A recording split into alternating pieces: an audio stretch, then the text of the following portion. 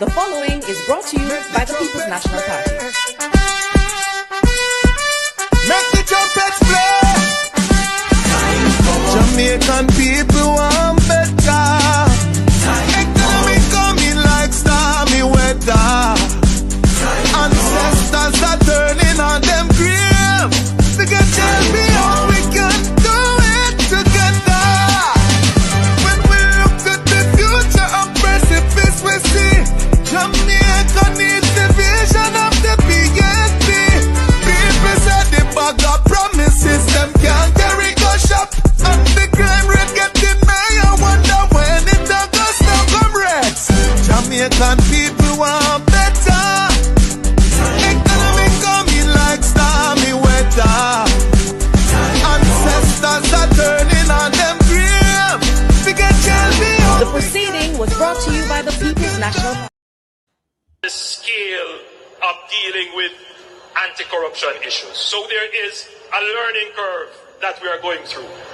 What is important is that the government supports the development of the institution so it can accelerate very quickly on that learning curve and provide the resources so that they can move very quickly on the learning curve, and that the government does not intervene or interfere. And that message goes to the opposition as well.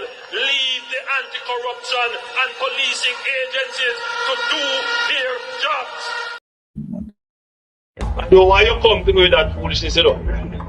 You elect a prime minister, and is a prime minister run the country. It is time we learn to hold our leaders accountable for their actions and stop making excuses for them. Stop making excuses. Otherwise, go elect the people who really run in the country. And I don't want the right side that stupid argument. Hold the people you elect accountable and stop making excuses for them. Hello, welcome. Happy Tuesday. Happy Tuesday to those in television land. Happy Tuesday to our silent supporters. Happy Tuesday to everyone in the chat. Hope everyone has had a wonderful start to the week so far. Remember, guys, when you come in, thumbs up the live, share us out if you can. And if you're new to the channel, please show us some support by subscribing. That will be greatly appreciated. I want to say a special shout out to all our channel members and to all our moderators.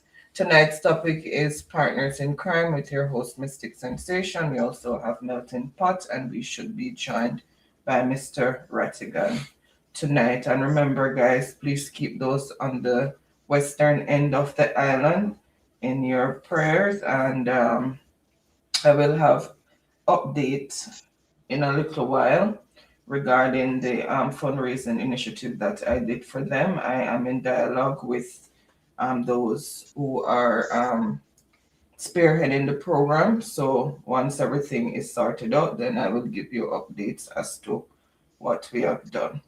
Right, so let me just welcome Miss Jamupton. Otherwise, I think it's Donnell.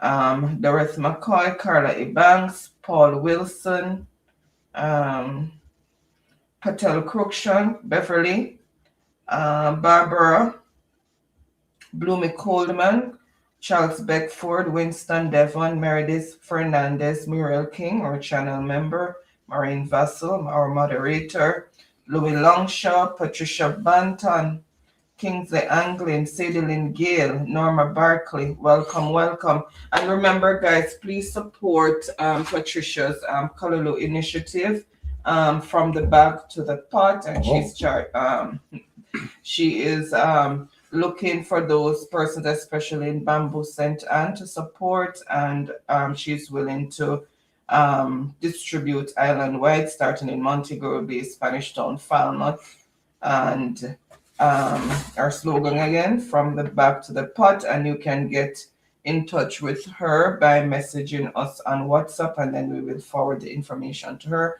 until she irons out a proper communication system. She's also targeting those with restaurants, cook shop, and everyday housewife. Without further delay, Baron, I hand over to you. All right. Thank you, honey, for that wonderful presentation as always. Now, let me just say a big umbrella welcome to all the people in the chat, right, locally and in the diaspora. Before I go any further, just let me have Melting Pot, right, meet and greet all of his wonderful people. Also, Brother Rattigan is in the house. Tonight, it is going to be, trust me, such an energizing night tonight. It's going to be crazy because we'll be delved into some very serious topics relating to corruption, and we are going to uproot a lot of things tonight. So stay tuned, right? Tonight is going to be amazing. All right, without any delay. Sorry, one sec before you bring on Melting Pot. Maureen Vasily is asking us to keep her and her family in our prayers. She has lost her brother Saturday night at Spanish Town Hospital. Our sincerest condolences to you, Maureen, and pray God strength and blessings on you so that you can get through this time of bereavement. Well, Maureen, a very, sad thing to hear, and I can just, imagine what you're going through, right? So, I mean, from us, right, condolences, right, meeting out to you and the family, all right? And I hope, you overcome this. I mean, it's always a difficult thing when you lose a loved one. So my condolences again to you, Maureen. All right, let me have Melting Pot meet and greet. Pleasant good night to everyone tuning in tonight to the Mystic Sensation Live. Everyone in Jamaica and in the diaspora as usual, enough love and blessing. Yeah, and to our special family in Ground Zero, I say once again, keep the faith and be strong. Love you all. And to Maureen, condolences to you, girl. Our heart goes out for you at this specific point in time where you have just lost a family member. So we just hope and pray that you will be strong throughout the whole process and, just look forward to brighter days ahead. And to my fellow panelists, yes, Sir Rattigan in the house tonight. Lord Byron, don't know I'm at the host. And our technical director, Lady Anne Maria, as usual, she have the gold finger, as she do the flicking and things like that. So, it go. Enough respect to the team. And as usual, one love. And back to the host. All right. Thank you for that, Melting Pot. On the relay, let us bring Brother Rattigan, right, to meet and greet. Brother Ratti? Mic check. Yes, people, if it's Tuesday night, it's Mystic Sensation. Place to be. Lord Byron, Lady Anne Marie, Melting Pot, big up on yourself. All of the listeners, well-wishers, supporters, and Maureen, condolences on the passing of your family member. And we just pray that the Almighty will continue to strengthen and comfort your family as you go through this difficult period. And just know that we're with you. Glad to be here. All right. Now, having said that, people, my Jamaican people, let me say this. Right, because, and again, I want to applaud the opposition for a wonderful performance in Parliament, addressing, right, all the issues as they know how to address the issues. And I'm very much, proud. Let me say this categorically. I am very much proud of the People's National Party performance in Parliament thus far. Right, and I think they are doing a wonderful job in making sure that they hold the government accountable, right, and making sure that legislations pass to benefit the people. My Jamaican people, having said this, right, there is a critical piece of legislation, right, that was addressed in the Parliament today, and I want to point it out. And this goes to show you that the external powers that be is putting the Andrew Holness administration under checks and balance, right? And what am I talking about? I'm talking about the amendment, right, as it relates to the FID Act, right? And a lovely piece of amendment.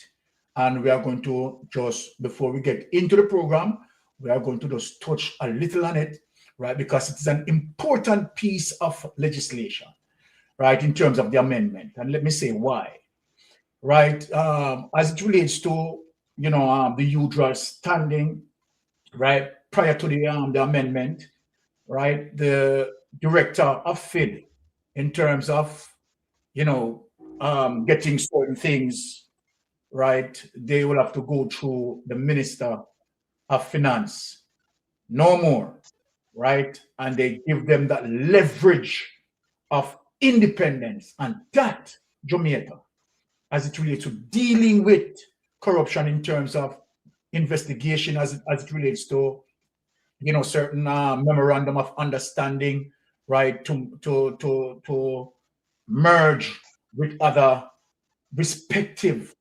entity to fulfill their investigation in terms of, collecting data and so forth, and disseminating information, right, to the respective authority.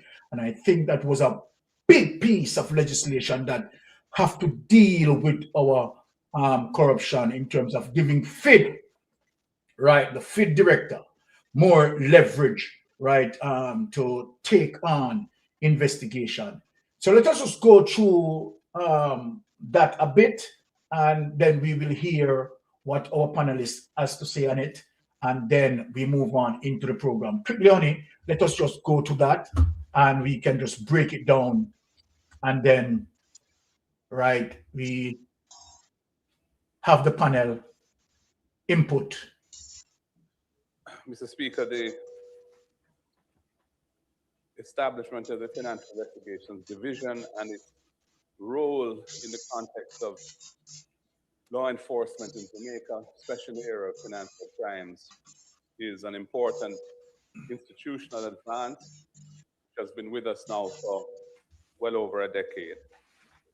As the Minister had indicated, the Egmont group of countries are like-minded in their determination to stamp out financial crime and see the cooperation between their members as vital to the efficiency of that objective. And therefore, it is important that Jamaica's law be constantly kept abreast of any requirements that may emerge, so that we are considered to be reliable partners by other countries within the Egmont group, and that the law facilitates the type of mutual cooperation which is needed to effectively tackle financial crimes, domestic and international. Accordingly, the bill enjoys the support of the opposition insofar as it pursues that objective. I have 2 points I wanted to raise in relation to the actual draft before us. The first point, and I'm going to take them in not in order of importance, but in the order that they come in the bill itself.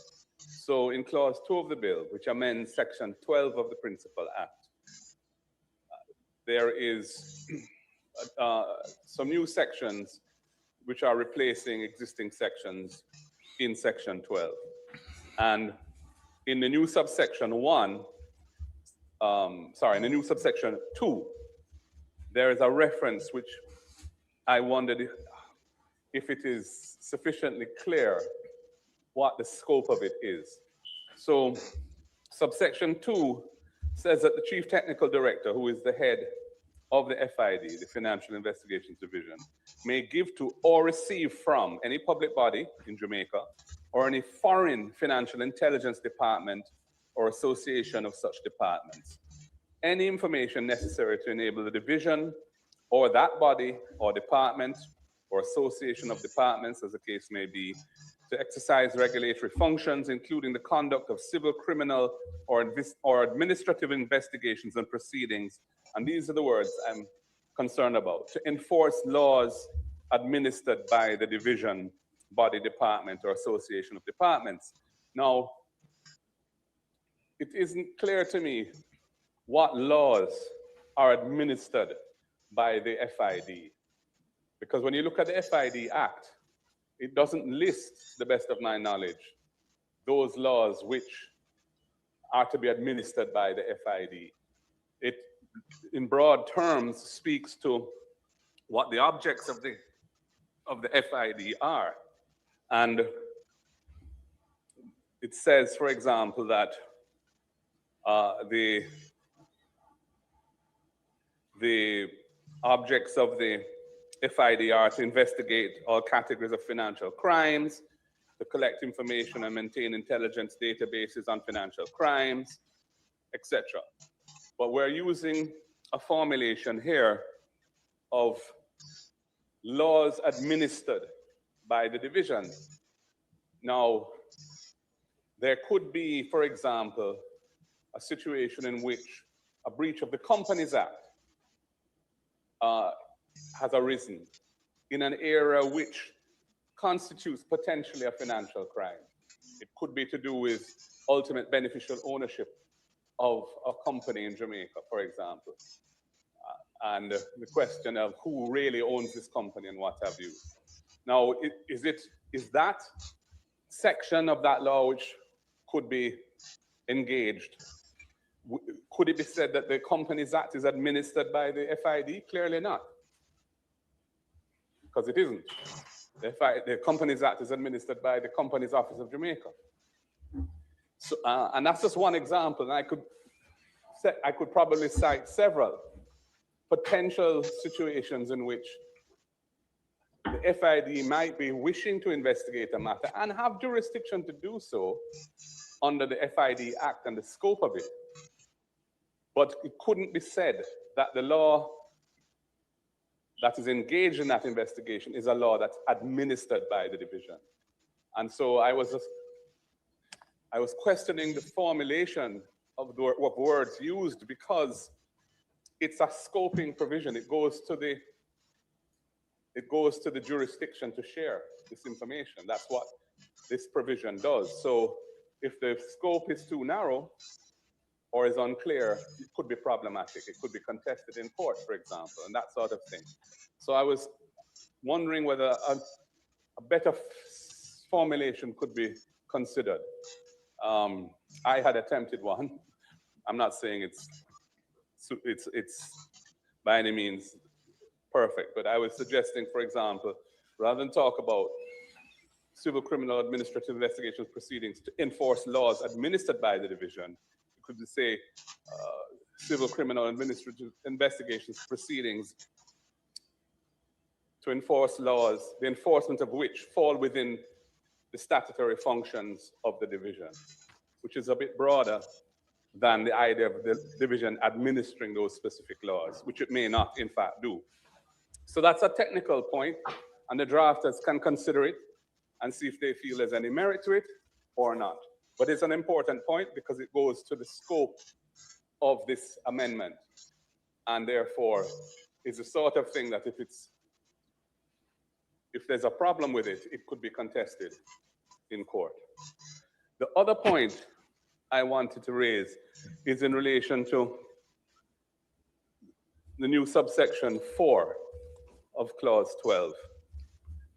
And this is setting out the parameters in which the chief technical director is authorized to disclose information about a Jamaican citizen, potentially to a foreign department, foreign law enforcement agency.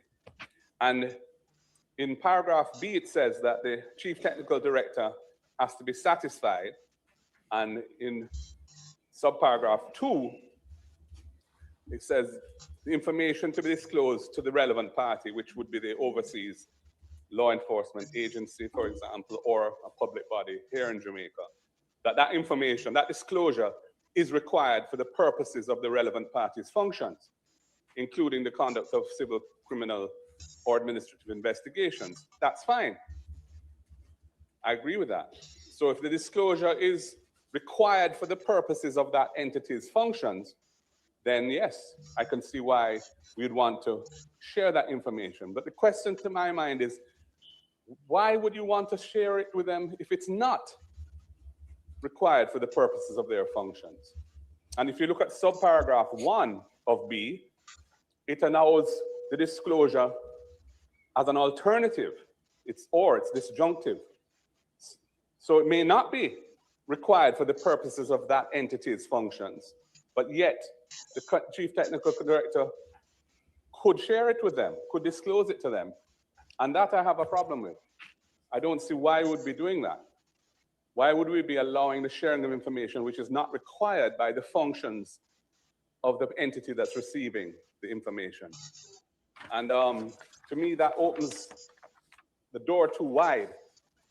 And I would like to see that door have appropriate limits around it. Yes, subsection 1 says that if you're going on the basis that it may not be required for their functions, but you're sharing sharing it with them nonetheless, you need to have a confidentiality undertaking from them, or some other written undertaking from them not to disclose it. But that to me is not sufficient. If it's not required for their functions, then why should it be shared with them at all? And I don't know the answer to that question, and that's why I've raised it here. I think subparagraph B is sufficient and covers the proper ground. And I'm not sure why we need to expand that ground beyond subparagraph 2 of paragraph B in the new section 4. Maybe there's a good answer to it, but All right. I would like to hear what. Take that away, Oni. Thank you. Let us delve into this a bit, right? So let us keep the panel up to speed as it relates to the introduction of the amendment to the FID Act, giving FID that sort of independence in terms of investigation, or make FID, right, or should I word it now, right, have that level of liberty, right, to investigate, right, as it relates to whatever they are pursuing, right, as opposed to having to be seek authorization or get authorization from the Minister of Finance. So that amendment, right, is now moving that authority away. So FID doesn't have to seek authority, whether or not from the Minister of Finance to pursue an investigation. And that, to me, right, giving FID that leverage, right, both the opposition and the government agreed. But I reckon there are some areas, though, that obviously Mark Golding doesn't really comfortable with as it relates to the dissemination of information, right? Providing that it is within the perimeter, right, of those, right, who privy to that investigation. We know that, for example, let me just break it out to the people, to the fact that we know that Geico is Andrew Holness, right, friend, and he sits at the head of FID, right? In terms of making that area a little bit too wide, as what Mark Golding said, that might be, you know, information could pass on to, might be Andrew Holness, the subject of the investigation, right? And, you know, that need to be kind in a way to prevent that, to prevent such influence that might be Andrew Holness can say, okay, Geico, give me some information I want to go on over there. So I understand where Mark Golding is coming with that, right? But again, FID not having right to be anticipating, right, authorization from the Minister of Finance, the Ministry of Finance, right, to say, well, okay, all right, you can go ahead and do your investigation. That is a big plus. And what this tells me that, of course, external entity like the Hetman Group, right, is saying to Jamaica, get your act together, you understand, and deals with corruption. Because remember, what came out as it relates to the corruption index is that Jamaica had lost 4 places downwards. So that sent alarm bell. So then they have to now, put in stronger policies, anti-corruption laws to deal with corruption. And it is really alarming, right? And where, of course, the government seems to, I don't think that the government, right, is just doing this, right, just of their own. I think they were definitely forced into making, right, such amendment to the FID Act, particularly to give the FID Ed the authority to pursue with investigation without being hampered, right, to anticipate permission coming from the Minister of Finance. And I think that's a wonderful thing, right? Let me just bring in Brother Ratty, right, to give us a quick summarization on that in terms of what he think about that amendment. Brother Ratty.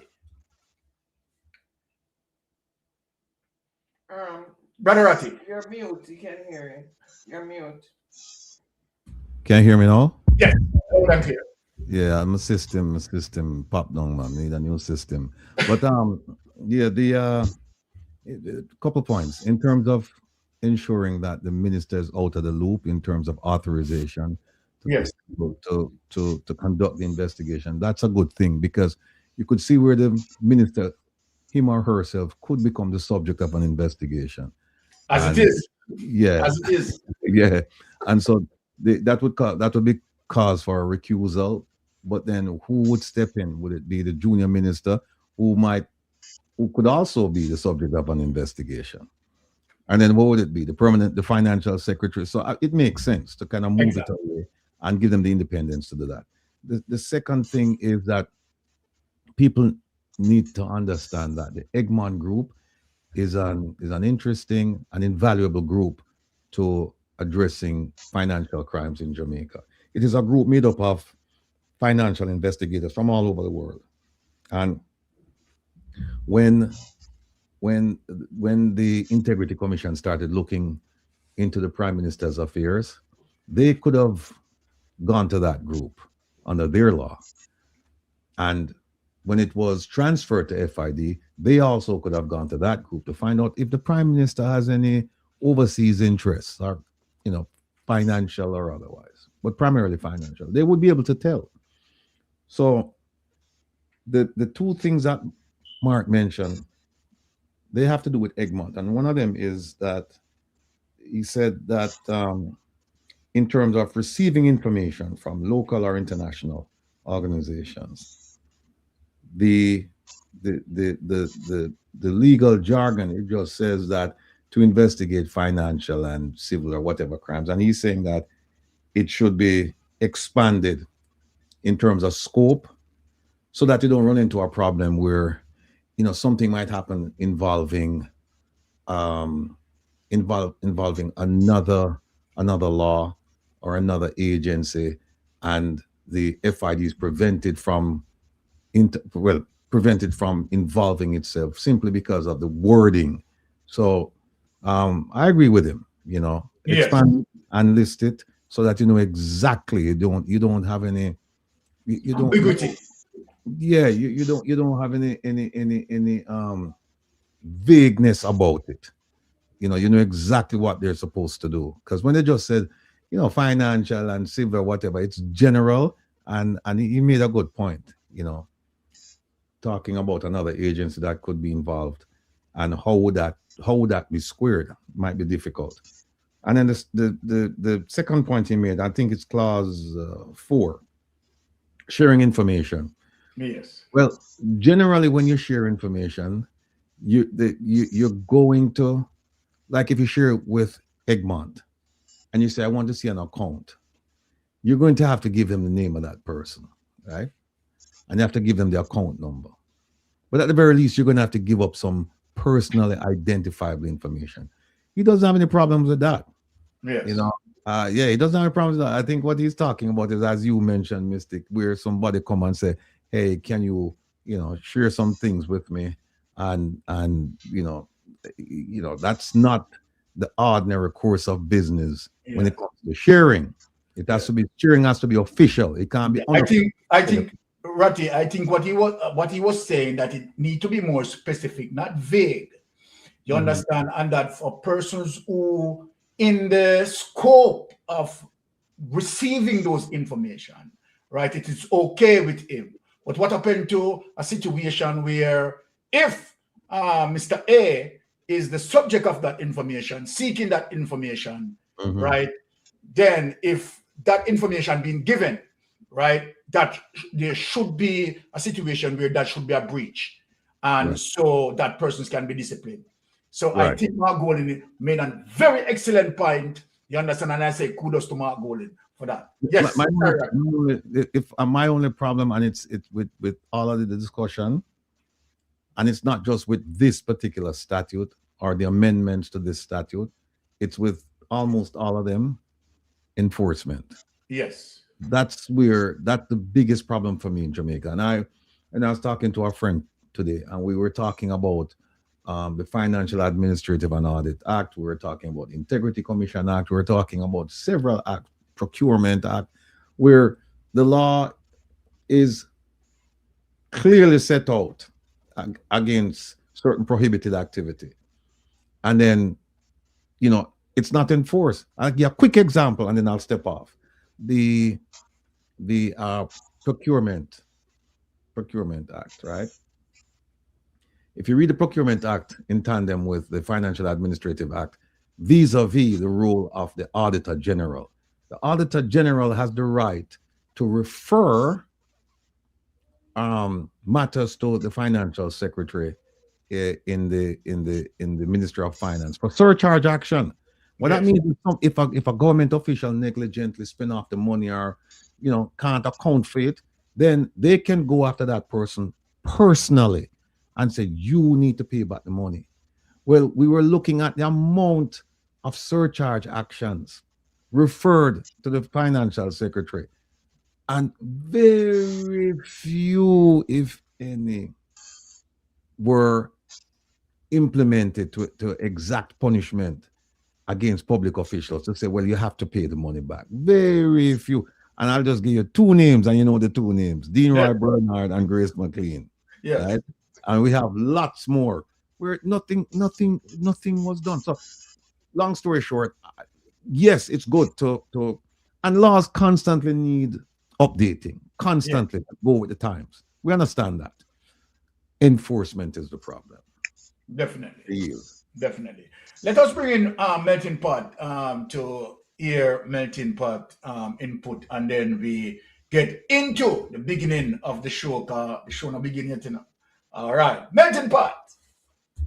Yes, sir, Byron. Well, I welcome the amendment of the FID Act, Yes. Financial Investigation. Yeah, because you have to have something that provide checks and balance. Yeah, and you have to have an agency that works as an independent body, given the full role and responsibility of constructing the duty that is put in front of them. So, like taking on the law enforcement role, I welcome that. Because if you are an investigative body, then you can take on, the law enforcement side of it, and where your hands are not tied. So I welcome the fact that they released the handbrake and the feed department. And so now we are looking forward to seeing some, action, swift action, comments, because there are a lot of breaches currently that need to be investigated, where these people need to have the full role and responsibility of going in and doing their work, and where they, see merger with any other entity that they can get information from, there shouldn't be any, restriction where that is concerned. So I welcome the fact that the handbook has finally been released. And so, as I said, I am looking forward to see how FID will now function as an investigation tool into financial breaches in Jamaica. Yeah. As it relates to they've been given role and responsibility, yeah, like object of investigating any financial crime. Yes, they should. Because, rather than having to use the ordinary police force to come in and do investigation, sometimes the police force don't have the knowledge of what is going on within the financial sector. Yeah, and I mean, FID is more equipped to deal with the financial sector.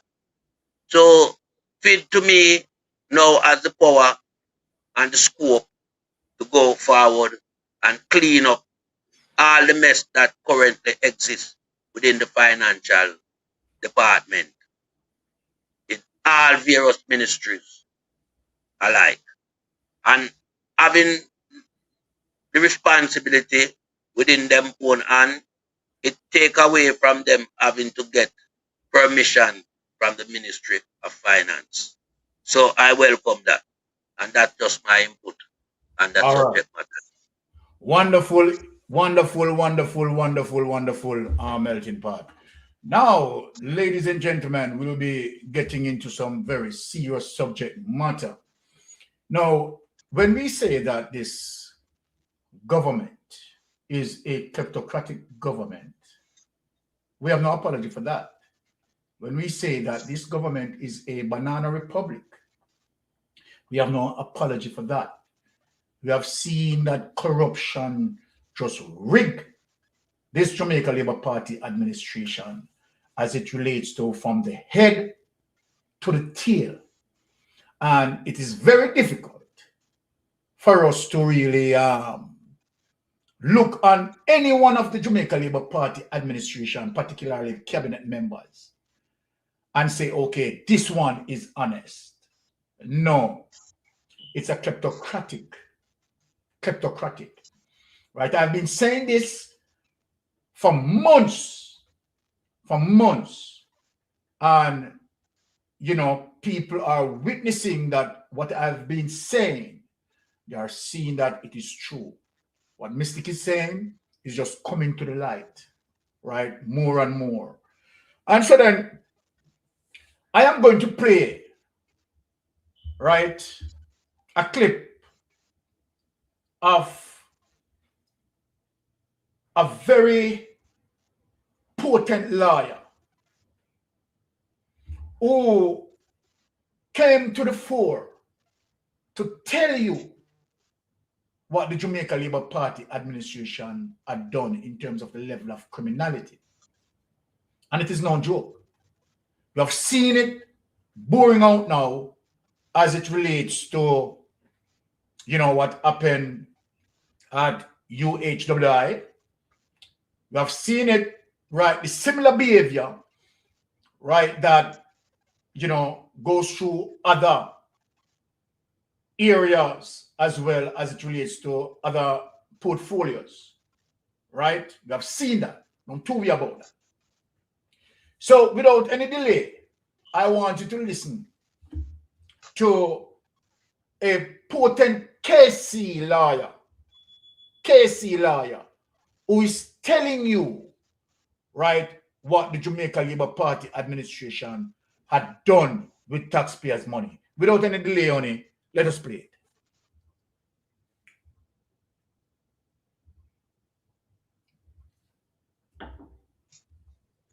And people don't seem to understand this part of it.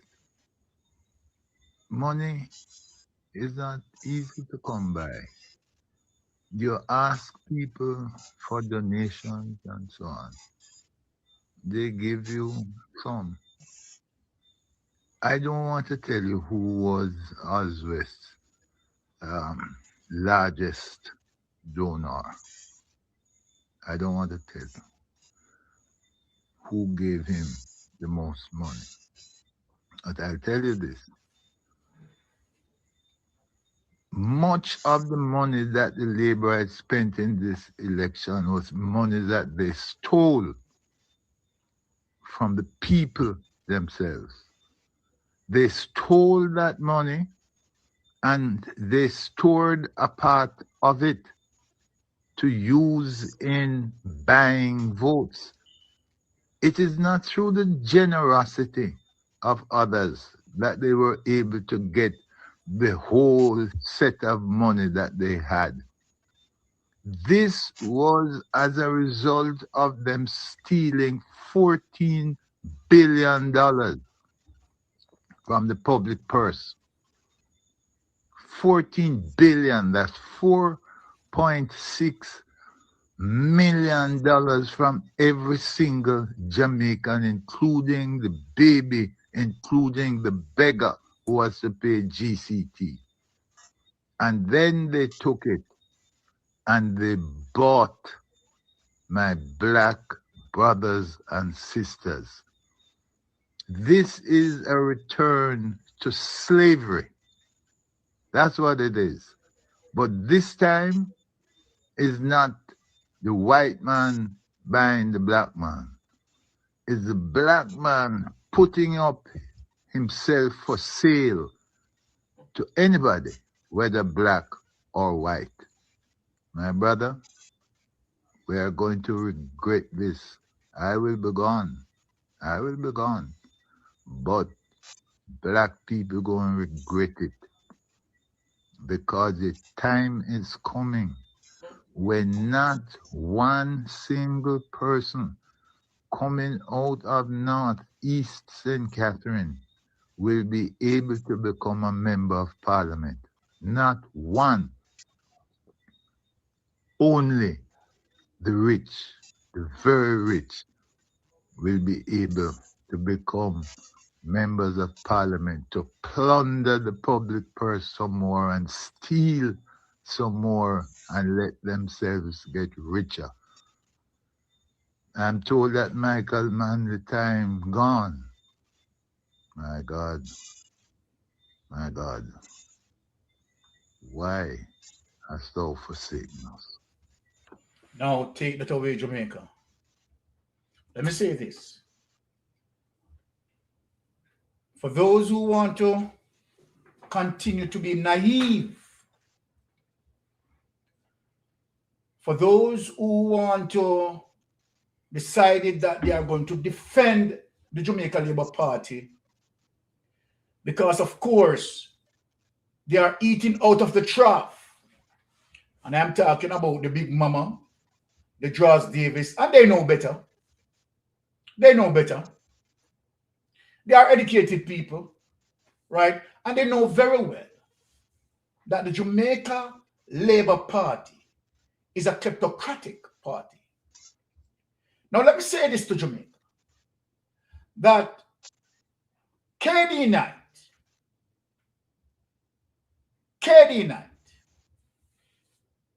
apex lawyer,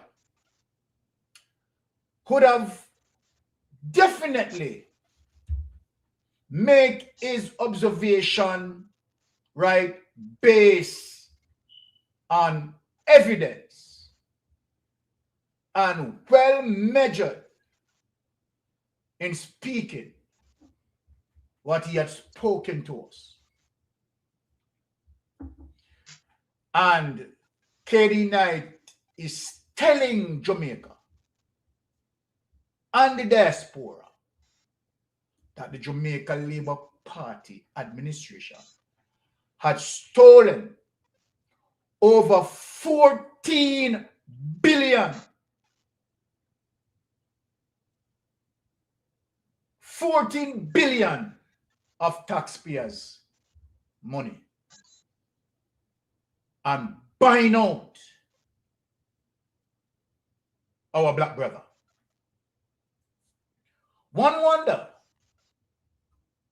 why did we spend 400 years in slavery?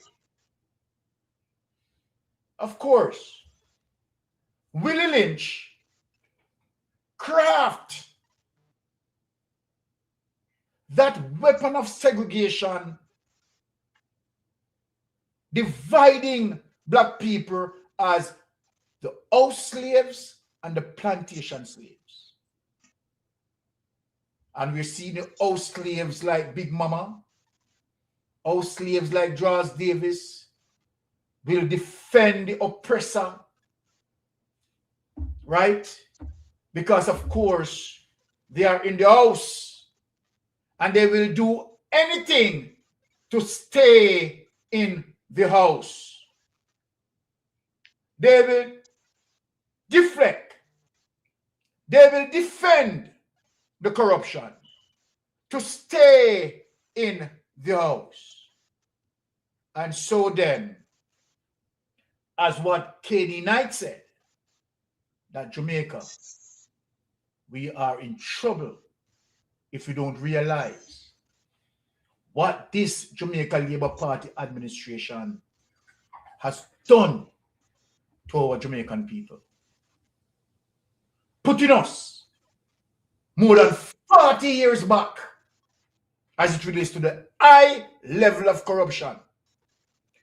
Tonight, I'll be targeting 3 members of parliament. And these 3 members of parliament had done the most corruption in the Jamaica Labour Party administration. As a matter of fact, they are the center, the epicenter of corruption.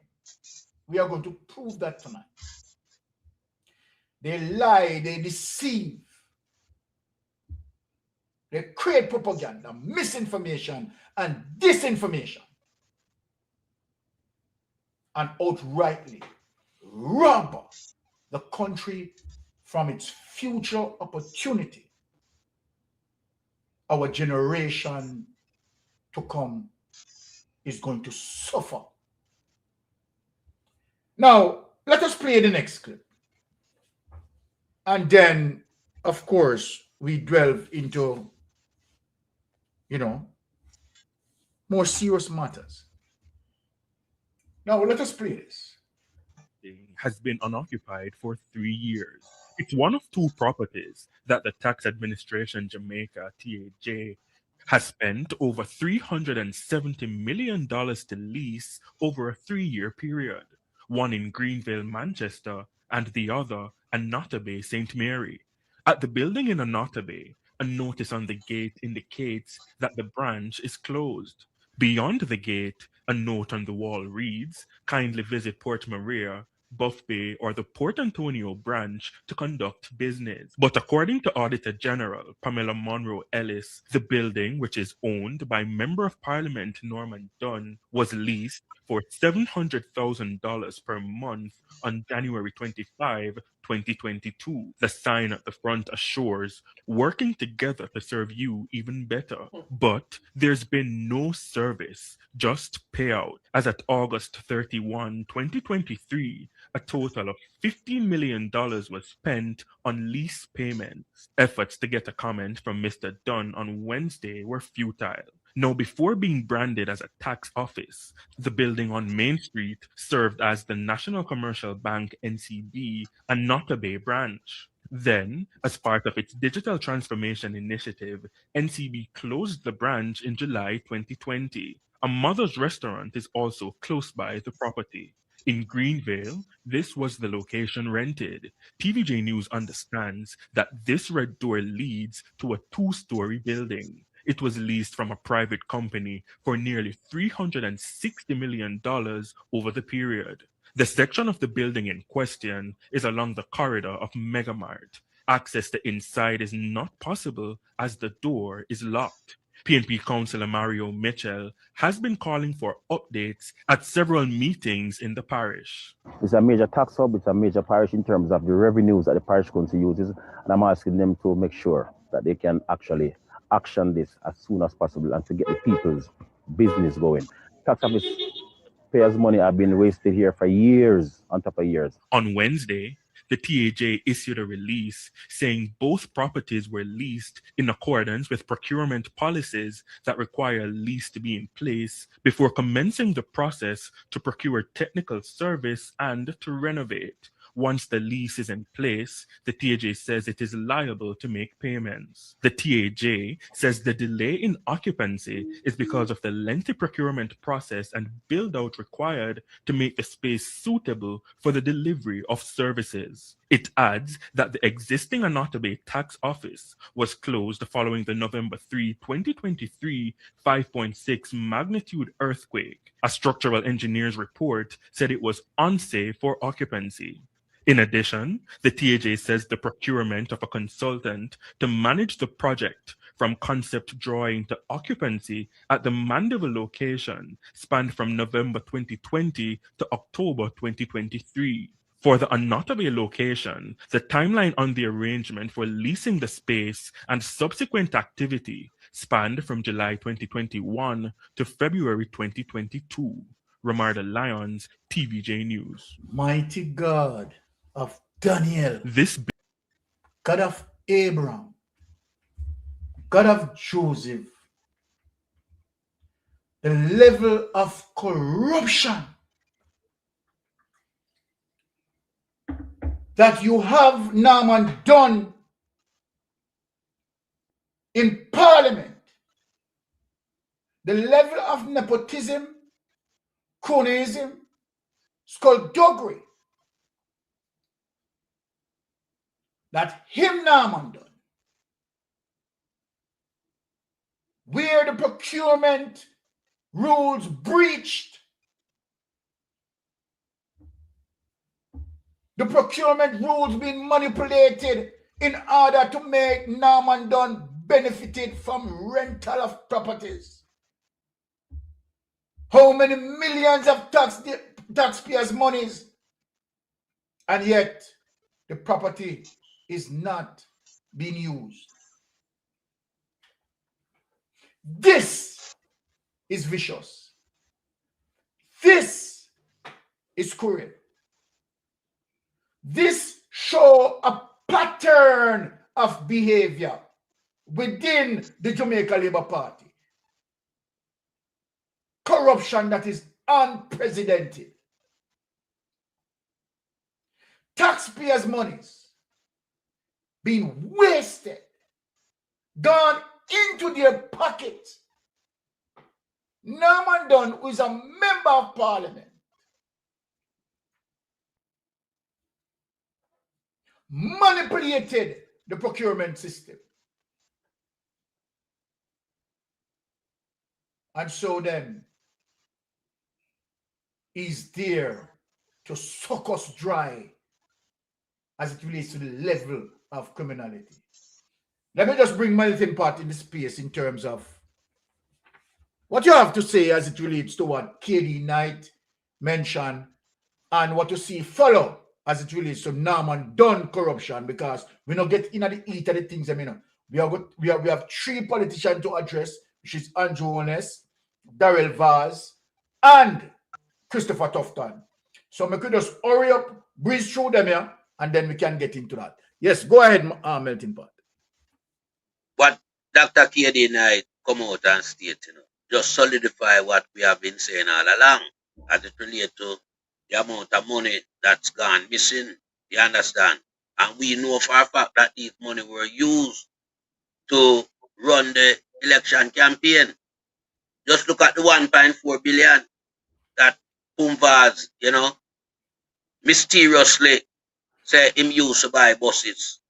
Yeah, because that is just mischief making, That $1.4 billion when come tell the taxpayers at Jamaica. We know for a fact say him not really spend that on the bus. We know at the time them take it to run the election. You understand? So what KD Knight come out and state, most Jamaicans are not surprised. But the simple fact of the matter, is the amount, 14 billion. And when you break it down, even the baby have 4 million to put back to compensate for this 14 billion. So, you know, this type of practice, we don't condone it. Yeah, and people must go to prison for stealing the taxpayers' money. Yeah, you can't have a government using taxpayers' money to fund a general election campaign, taking the money from the treasury and, you know, splashing it all over the place, buying the people's vote.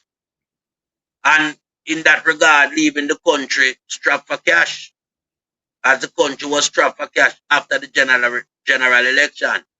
Yeah, so Andrew Wallace, as we all know, him welcome Hurricane Melissa, because that's what give them back some strength where financial capital is concerned. So people must go to prison for this. And as you said, Sir Byron, we have a lot of things to deal with, but you know, I just have to highlight it in that regard. Yeah, because it is known that they steal the money for that. And just to look at the cronyism that is going on between government and its official, yeah, see a member of parliament, Norman Dunn getting 700,000 a month. That equates to $8.4 million annually for a building that's not being used. And we see where there are more than one of these type of operation. And I think some of the money was utilized in that regard, using fictitious building that not being occupied to funnel the money to splash on the campaign and to show themselves like they're a party that is well in charge of everything and have money at its disposal. When it's the same taxpayers' money that's supposed to fix the road and the hospital. Tough time him take money through it already using the hospital. But I won't go any further. I leave Mr. Rattigan to come in and shed some light on it as well. All right. Blessing, melting pot. Brother Ratti, your input. Yeah. You know what's interesting with the KD Knight piece is that he accused the Jamaica Labour Party of stealing $14 billion to finance the election. And, you know, there's not one lawsuit. No. Not one lawsuit. I didn't know that's true. Yeah, because I was expecting that something like this would be defamatory, right? Yes. If not true. And therefore, the JLP party would have filed a lawsuit against him. And I didn't, up to now, I haven't seen that lawsuit. So it speaks for itself. Yes. The second thing with Mr. Dunn, that story they're not done yet, because here's what happened.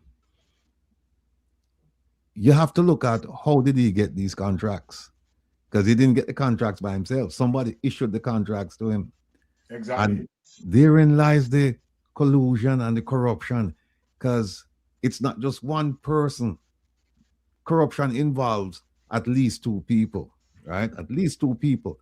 And for him to get that amount of money for these buildings, what it tells me, and we know the story, is that the procurement procedures, apparently, they weren't followed to the T.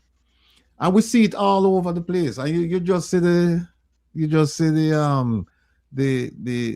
Auditor General come out with her report. Yes. It's at epidemic proportions in Jamaica. Market Me is another example, and the list goes on and on and on and on, where you have blatant violation of procurement procedures and procurement laws. And what it shows is that the eat of food mentality is alive and well. But you know the funny thing about it, as you say, the start out by playing a clip of them say when say that certain parts of St. Catherine will never be represented by poor people. It's always rich people will be. That's it. The eat of food mentality, the poor people have to contribute to the food, to the trough. Yes. They don't eat at the trough. They contribute to the trough. Yes. And that's an even bigger problem. So I'm just anxious for you to move on and hear what you have to say about them three politicians. All right. Yes. Right. We can begin, right, as it relates to, right, only should we ruffle? Who we need to take on first? We have Andrew Honest, we have Darrell Vaz, and of course, Christopher Tufton. You know what?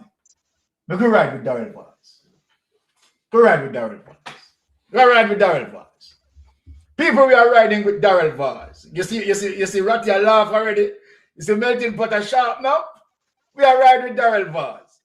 Now, let us get to our first clip. We are riding with Darrell Vaz. So Darrell Vaz come in front of the line because Boris tonight. Boris there. Right? Auditor General. Let me just get into the Auditor General piece because now that Darrell Vaz under the microscope, right? So let us get into the Auditor General's piece as Wifey brought up this clip, and we are going to get into it. Auditor General wants assets worth millions recovered at RADA, right? Now, the loss of government assets worth tens of millions of dollars at the Rural Agricultural Development Authority, RADA, has led to Auditor General Pamela Monroe Ellis making a referral to Financial Secretary Darlene Morrison for the value of the loss to be recovered. In her annual report, which was tabled in Parliament last week, the Auditor General recommended to the Financial Secretary that a surcharge in the sum of 64.7 million be imposed on the accounting and or accountable officers for the loss. Surcharge refers to the process enabled by the Financial Administration and Audit Act, which is FAA, right, whereby the government can recover money or assets lost due to negligence by public officers. Let me just put my one cent to that. I believe that they should go beyond surcharge, right, and investigate as it relates to criminal investigation into this, right? So I think that we need to try to, be robust with that investigation, right, to make example out of these people. Under Section 20 of the FAA Act, the Financial Secretary may impose a surcharge following recommendations from the Auditor General, depending on the nature of the circumstances of the loss incurred. An audit of RADA and its mishandling of the distribution of Moroccan fertilizer. Rattigan has been speaking about this from God. He knows this is a topic that Rattigan is going to manipulate because Rattigan has been tracking those Moroccan fertilizer, so to speak. But now, obviously, the Auditor General has been looking into it. So it's going to be interesting to hear from Ratty on this subject. Last year, uncovered deficiencies in the agency's internal control systems relating to the inventory management and distribution of the shipments of fertilizer in 2020-22 and 2020-23. Kudos to Rattigan here. Rattigan has been on this from day one, right, as it relates to suspicion and investigation. Section 7.3 of the FFA Financial Instructions state accounting officers shall be responsible for keeping proper inventory records of all stationery, consumable stores, furniture, office machines, equipment, plant and machinery, lands, buildings, and other government assets, including those received as gift and private properties placed in government custody. So all of this is talking about accountability. Take away this. Let us show, right, another thing, right, why we said Darrell Vaz need to come in front of the line. So the panel will be, I will be just giving the panel all the background, and the panel will just pick it apart, right? Let us go to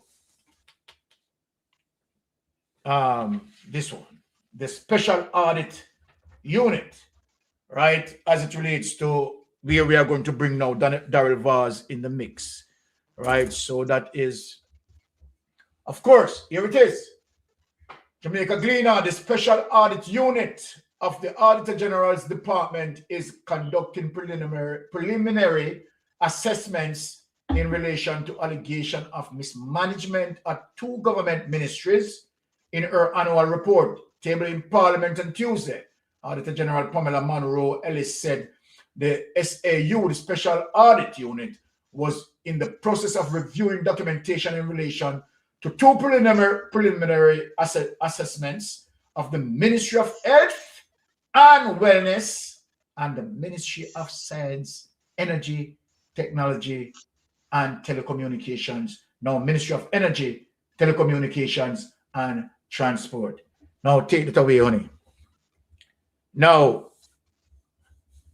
let me just dig into this. Honey, play the next clip.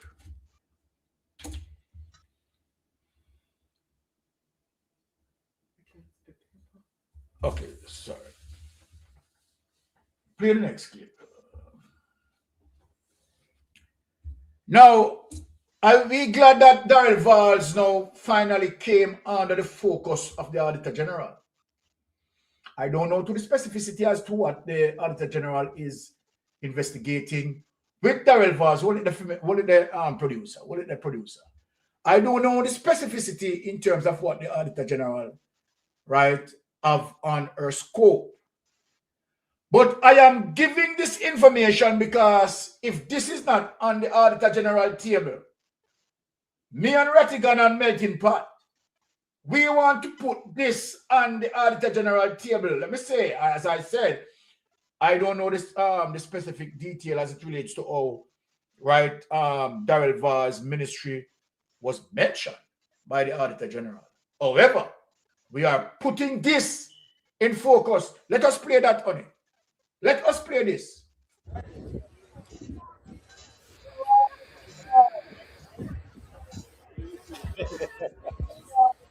Brother, the Auditor General find you.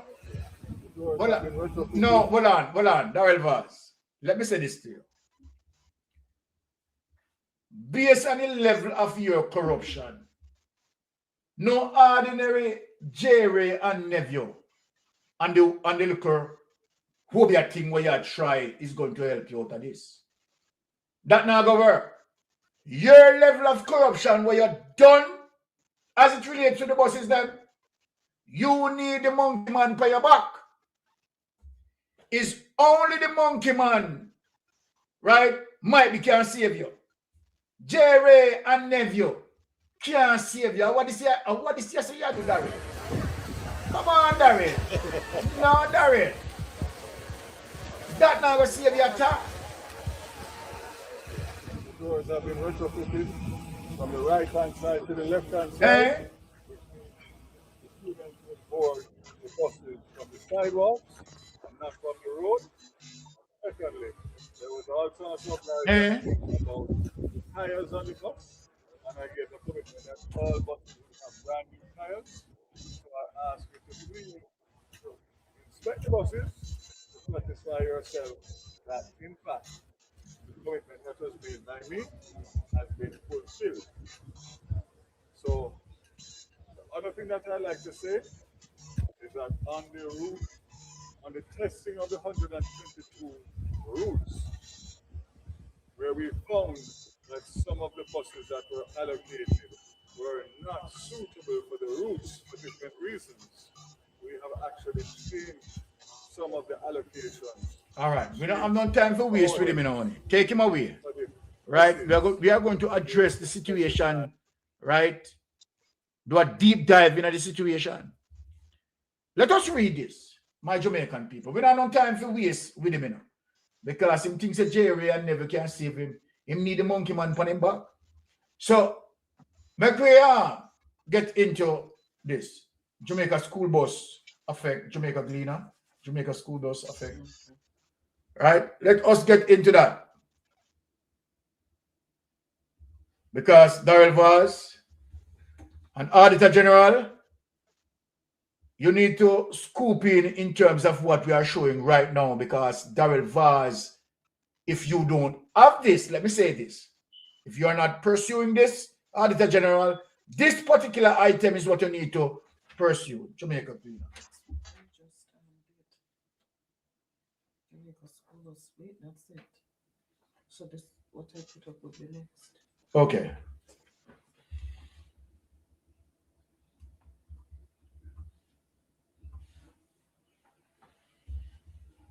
So let us deal with this. Now, Brother Ratty and Melting Pot, we want to show Jamaica as it relates to the level of criminality, what Darrell Vaz had done, right, to the Jamaican people. We are going to expose it. Now, Honorable Darrell Vaz, the Ministry of Science and Energy. This is May 27, 2025. People, I want you to look on this. Energy, Telecommunication and Transport, Ministry of Science, Energy and Telecommunication and Transport. Right? Dear Minister Vaz, re-permission to import 110 new buses. This letter serves to confirm the receipt of your correspondence dated May 20, 2025 regarding the caption matter. 110 new buses. Additionally, approval has been granted to Elijah to import 110 buses on behalf of the Ministry of Science and Energy, Telecommunications and Transport for the Rural School Bus Transportation Program. Please note that all necessary administrative support has been extended to Elijah to facilitate their registration via the Jamaica Single Window for Trade platform to ensure a smooth application process for import permits for the buses. Should you have any concerns, please contact Dr. U. Blake, Trade Administration CEO at 876-561-6020 or via email, and we see the email. Now, my Jamaican people, see there, it's signed off by Danville Walker. Why Mystic Sensation is showing this? Darrell Vaz used this to trick the system as it relates to 110 new buses. It's not 110 new buses. It is 110 old buses. We're only showing the evidence of what Darrell Vaz used to trick the system. Why did Darrell Vaz do this? Because if Darrell Vaz tricked the system in saying 110 new buses, it would avoid inspection. It would avoid inspection. And so then, what Darrell Vaz had done, Darrell Vaz and Danville Walker, there it is.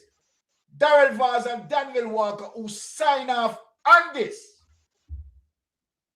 to trick the system, saying that they are taking in 110 new buses for the purpose, the main purpose for that, for this letter, to craft the way how it had been crafted, was to avoid the inspection. Now, what happened as it relates to the 110? As a matter of fact, not 110, only 60 school buses that came in. They should have gone under rigorous inspection. But Darrell Vaz, so Auditor General, I want you to look on this. But Darrell Vaz had corrupted the system by circumvent that level of inspection that are to be taking place on these buses, because they are old buses and they should have been inspected. But here is the letter. Here it is, Jamaica. Big, wide, and serious. Darrell Vaz and Danville Walker, right? Cook the system as it relates to lie fabricated that it was 110 new buses to avoid inspection. Let us get into some more deeper details. Worries tonight. Take away that document. So we want the Auditor General, right, to make sure in terms of investigation and the Integrity Commission, right, that there was no inspection done on these buses, right, because they are old buses. But Darrell Vaz and Danville Walker tricked the system in saying it is 110 new buses for the purpose of avoiding critical inspection of those buses before it come in the island. Now, Let us get to the next document. Problem there tonight. I will come out for it. Now, Darrell Vaz, Parliament had approved a budget of $1.4 billion for you to purchase the bus. Now, here's the receipt, people. Treasury Advisor LLC, DBA, Treasury Exports, right? Responsible for the exportation of these buses. Here it is, people. All the buses that came in, right? And total $424,885.27. Right? 424,000 US dollars, $885.27. Now you can see what each bus as it relates to price. Right? Here is the VIN number on the left, quantity on the left, on the far left, right? And VIN number and price per buses that he brought in, that total $424,885.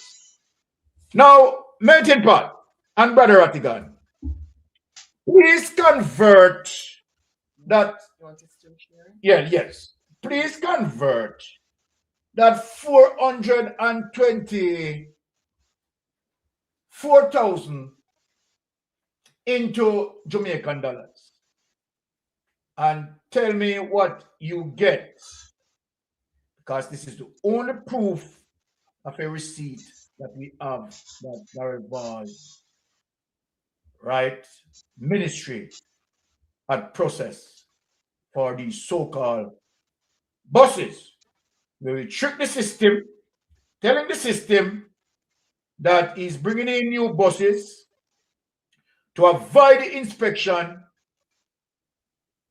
but that was done definitely, right, to cheat the system. So looking at it in terms of the dollar value, right, the 424,000, right, you are getting roughly about 66 million Jamaican dollars. Right? Take it away on it. You are getting 67,440,000. Okay.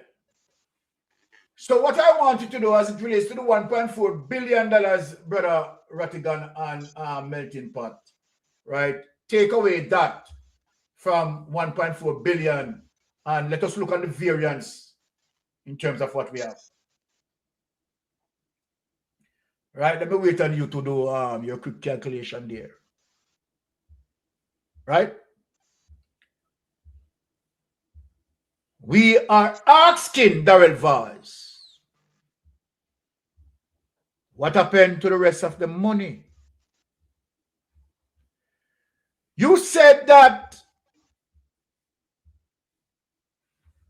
we would have gotten all the buses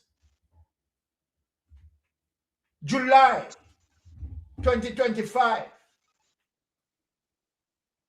Now, we are at January 2026. And we haven't seen all those buses. I am asking the Auditor General to first look on the documentation, right, of the fraud, the collaboration of the trickery between Danville Walker and Darrell Vaz, tricking the system that they are carrying 110 new buses for the purpose to defeat the process of inspection.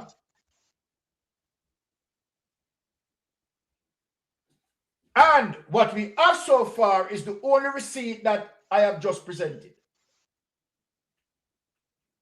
And so then we are asking the Auditor General to do a deep dive as it relates to that particular item.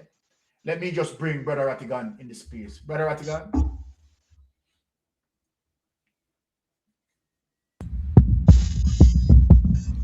Okay.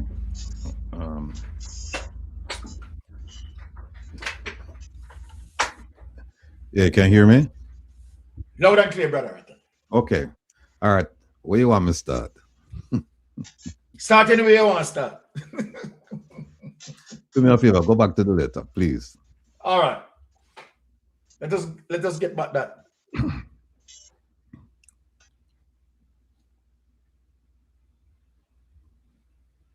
All right. We are coming up with the letter. Oh, yeah. Why they putting that up? Let me just tell the people that the Moroccan fertilizer, it's an interesting story, and we're weaving it right now. We're going through a whole bunch of reports, and people, family, I want you to understand this. The person that stands between us and the politicians in terms of corruption, major corruption, is the Auditor General. I want you to understand that if we didn't have an Auditor General as aggressive as the one that we have, dog nyam with supper. Oh, yeah. Dog and yam with breakfast and with lunch, right? But let me tell you. Here it is, Ratty. Yeah, okay. All right. I could start with this. You see, and this is just simple letter writing and comprehension. Follow me, people, because sometimes we miss the obvious, right? You see where it says regarding, where it says Dear Minister Vaz, and you see that bold line and words underneath it, regarding permission to import 110 new buses. Keep that in mind. Keep that in mind. Here's where we're going. We're going to the sentence below it, where it says, this letter serves to confirm receipt of your correspondence, Minister Vaz, dated May 20, 2025, regarding the caption matter. What is the caption matter? 110 new buses. 110 new buses. Exactly. So you know what we did? We went and we said through ATI, we want that letter dated March 20, 2025, because they were saying, oh, it was a typo and it was meant new buses. That wasn't the subject, and they're trying to come up with excuses. But this letter from Mr. Walker is saying, Minister Darrell Vaz, we received your letter, and your letter, it was about 110, the permission to import 110 new buses. So in order to really get to the bottom of this, we need to see the letter that was sent to Danville Walker and his agency, the agency.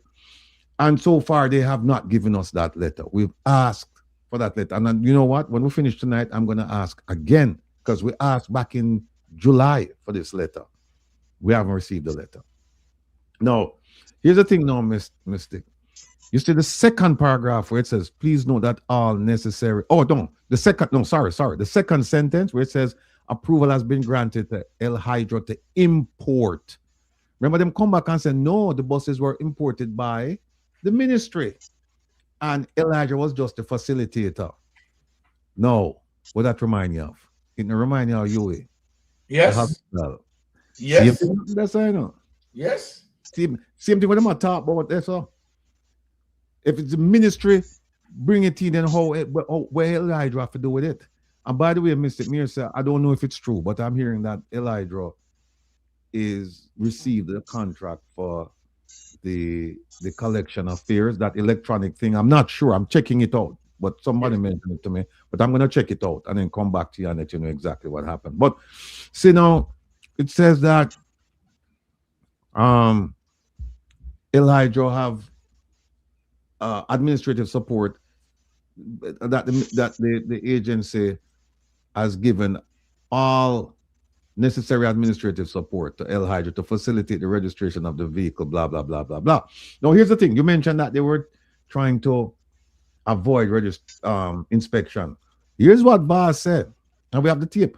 VAS said that these buses were inspected not once, not twice, but 3 times the buses were inspected. He said they were inspected by the American, whoever sold them the buses, that they were inspected. No, we don't believe that. That's a vicious lie.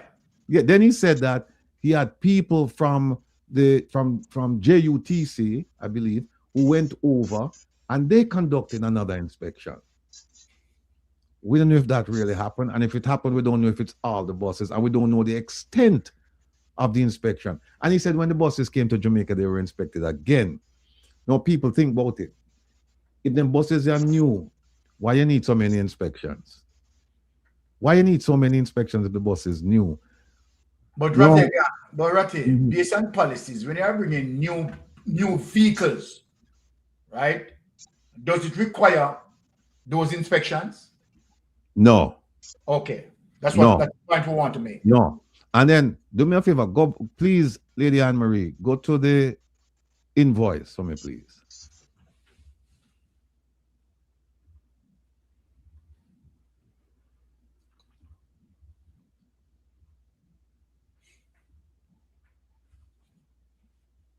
These people are really some serious criminals. If you look up at the top, you say Triari Advisors. Yes. Out of Chicago. We have done the background on Triari Advisors, and we know who owns the company, and we know the extent of their dealings. We also know that some of the buses came from all about the place. Some of them came from Vegas. How we know that? Go up a little bit more, Lady Anne Marie. Go down. Yeah, we know it based on the VIN numbers, right? Because we can track the VIN numbers and figure when the buses were made, where they were made, who purchased the buses, the mileage, all that stuff. Now, this is about 28 buses. And when you look at these buses, most of these buses, they're about 15 years old. We looked at every single VIN number there. And most of these buses, they're about 15. I think most of them are 15 years old. Not a single new bus is there. Not a single new bus is there. And here's what happened when I was mentioning the Auditor General, and you mentioned that the Auditor General sent something to Parliament saying that she's looking at Ministry of Energy, Telecommunications, and Transport. What we did was, and it's important, people, that we not only talk, but we take action. Because one of the things that we did, we wrote to the Auditor General, and we said there is something that's suspicious about this transaction here, and we want you to conduct an audit. And I tell the people on my show, I tell them to listen, I need every single one of you to write to the Auditor General. Write to the Auditor General. Quite a few people did. I did. And so I'm hoping that it is about the rural school bus program, because people, here's what happened. You have 28 buses right here, and that is the only invoice that is publicly available. If you recall, Minister Vaz said that by the end of July 2015, all 110 buses would be in Jamaica. That's what he said. And he gave dates. He said, on this date, we're going to get X amount, that date, Y amount, so on and so forth. Now, less than a week ago, 6 days ago, Minister Vaz stood before the platform at the post-cabinet briefing and said that as of January, as of right now, about 80 buses are in Jamaica. 80 school buses. 80. We shot 30. Remember what he said, you know? He gave us specific dates. when the buses would be arriving, and he said they would all be in the country by the end of July 2015. August, September, October, November, December. Now we're in January. We're going on 6 months. And he's saying we have 80 buses. And I've asked him, I've gone through 80 and said, give us the rest of give us the invoice for the rest of the buses that are in Jamaica. So I didn't make any qualms about it. I said, because we have the arrangement. And I said, I have people sitting over here in America waiting for the VIN numbers to come so that we can just track them and we can make it public, the information publicly available regarding the manufacturing date of the vehicle, the sale of the vehicle, the mileage, all of the details about it. And guess what, people? So far, crickets, nothing. They haven't sent a work. They haven't sent anything to me. And tonight, when I finish with this program, I'm going to go back because I did some the other day and some things about some old ATI requests. And I can tell you, people, that just to digress a bit, the Access to Information Act that allows you to ask the government and receive information, certain information, that again, useless, because they're supposed to provide you with information maximum 60 days, 2 months maximum.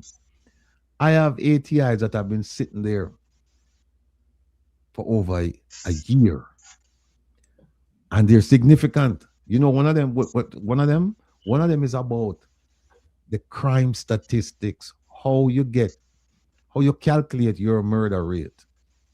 Tell us about the different categories where you push people in, dead people in, to avoid giving us the true murder rate.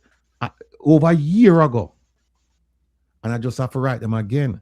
And guess what? I was told that the information was compiled and the information was provided to the High Commission, the police commissioner and his friends, and that them just refused to give it to me. Them refused to give it to me.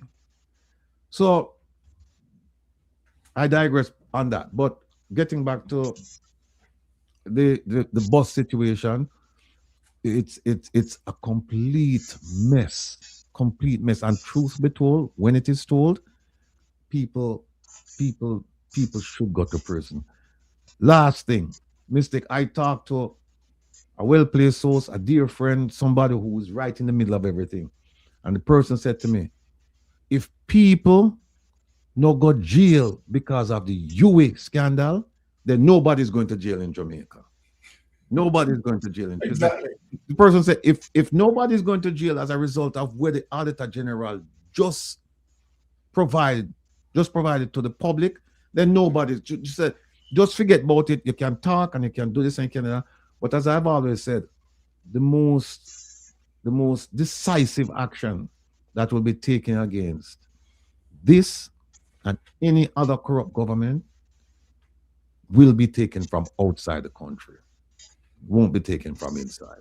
Exactly. All right. Thank you, Brother Ratty, for the input. All right. Let us bring Melting Pot. Melting Pot, what say you on the matter? Well, it's the matter that, we'll have to take some great investigation, top level investigation. But first of all, you ask about the amount of money where they benefit from the 1.4 billion after bringing in the buses. Yeah, and when we use the calculation, we see them would have spent 67 million, 440. You understand, for the buses them. So they would have back about 900 and call it 45 million. Yeah. Out of the 1.4 billion. So they don't really spend the money, No. Because even that figure that where them quote for them buses there, a lie as well. The buses them far cheaper than that. The buses them no value enough. Yeah? So basically, them scream off close to the $1 billion. Yeah? And the little 0.4 now, them use it on the bus and who forget a cut out it, like always in your mention Elijah, J Swift. Yeah, because J Swift was in charge of the Swift application, get it through quick and fast. Yeah, we see Elijah each up there. We see you Blake as the trade administrator. Him are the CEO in that. And we see Danville Scrappy Walker sign off on the deal. So all of them name where you see come up, whether individual name or entity, them involve and get a cut out of the pine 4. You understand? Basically. But Pumbaz and Andrew only sit down for nearly $1 billion. And some serious top level criminal activity them go on with just to run an election to buy out the people them, to buy the black people them vote because the black people them are sell vote. Me never know say something like that could have happened in Jamaica. Where after 400 years in a slavery, black people come and sell them vote to a black man. That is criminality. So everything you have to investigate and Pumbaz got prison. Yeah? Pumbaz have to go prison enough for this, because this was blatant in the eyes of many Jamaicans, you understand, who are patriotic enough to see that Jamaica survive as a country and have financial resource in the kitty to run the country. Not being wasted and buying vote to steal an election in the outcome of everything. So we just want now fit them have the authority now, Yeah? Yes. To go in along with the Integrity Commission Act and all of the various personnel them. Yeah? Because here it is where the Auditor General Pamela Monroe, yeah, she put out her thing, yeah, and she put it directly to Darlene Morrison, yeah, that a surcharge in the sum of 64.7 million must be recouped. You understand? And this relates to the guy, Flight Green, because it's a overrider, Flight Green responsible for that ministry there. But we know, say, me that go on with a lot of illicit things, like the fertilizer them from Morocco. Him literally give them away and sell them to him farm store people them and all type of activity like that. Yeah, you have all furniture and all them thing there. Yeah, we come in the RADA administration where I don't know him doing it. But in terms of what the Auditor General has found, is that these things are not there and must be accountable for. So it is a widespread activity in all of the ministry them. Yeah? But we just have stop right as a car we are dealing with them single-handedly. So with Pumbaz now, he need to come tell me, what happened to the rest of buses. Because he make mention of 110 new buses. We haven't seen 110 new buses. We have only seen 50 old buses. And we've been promised that the rest of buses would have come in. I know we can't see them. And one thing for sure, my Jamaican people say the bus them old. You notice smart to use white rum to cut the destruction. You don't use white rum on new buses. New buses are brand new buses that don't have no farm up those type of thing where you call destruction. Pumbaz, because when they them get 63 JUTC buses. Me sure no him now open a backla room. For those them buses, they call them bus they brand new. But the old rusty bus they were parked in the allotment them in the United States. Give me that have to throw rump on them. So that alone confirm say them are old buses. Yeah? And all the ritual where him perform, the bus them still got road go crash and cause a whole heap of meme over a short period of time. So it just show you so these guys are not thinking straight. They are in a world by themselves where demonic system take over them like the Lawrence and all these Pocomina church where you see them a go and the table them where you see Babsy Green just said the Jamaica Labour Party government injured itself and Obiaism. This is why you see bars and the way I do and the rest of them do the things them with them. This is why you see Andrea get bad from Kevin Smith. So we know everything we are going. You understand?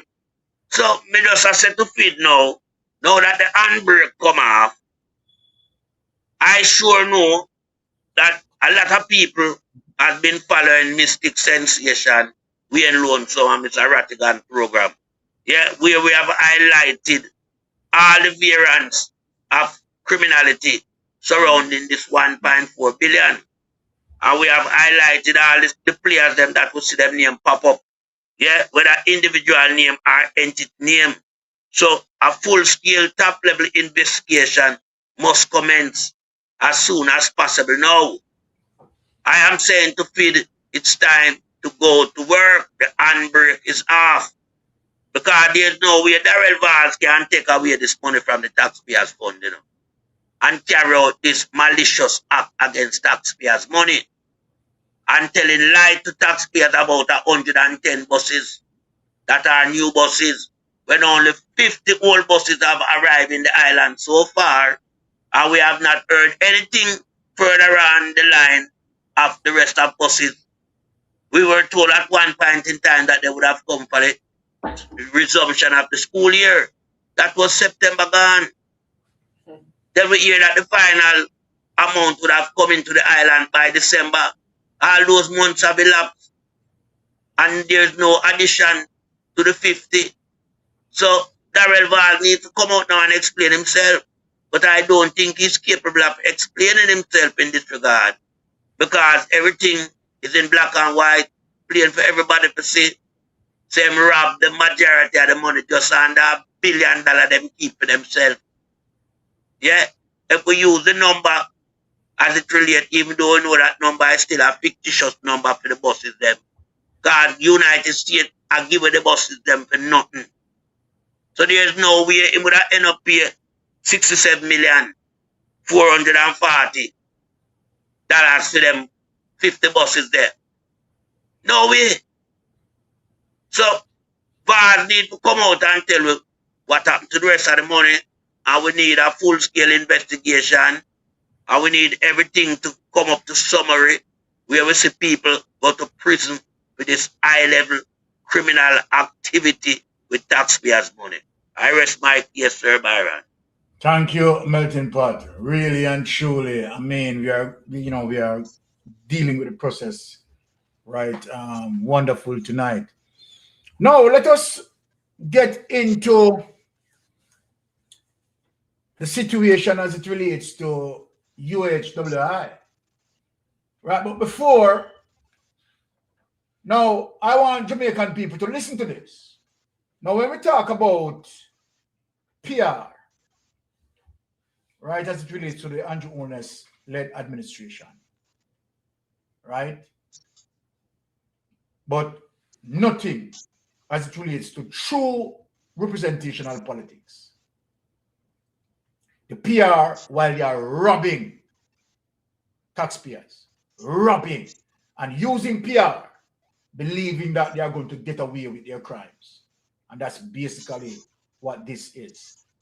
Using PR, believing that, okay, they are the master in terms of explaining anything that they want to explain, right? And the Jamaican people, they are going to bite because the Jamaican people are naive as according to the way they are thinking.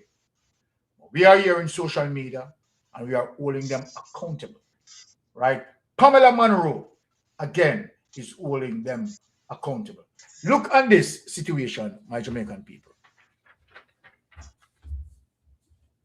Now let us get into this.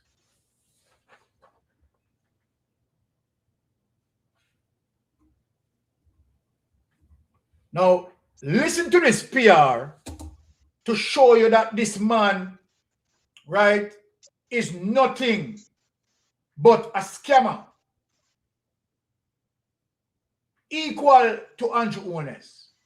And, you know, that was one of the reasons why he had been given an award to the fact that, right, his performance, right, as it relates to the criminality, right, and the king of scammer, who is Andrew Holness, awarded this man because this man, likewise him, is a scammer like Andrew Holness.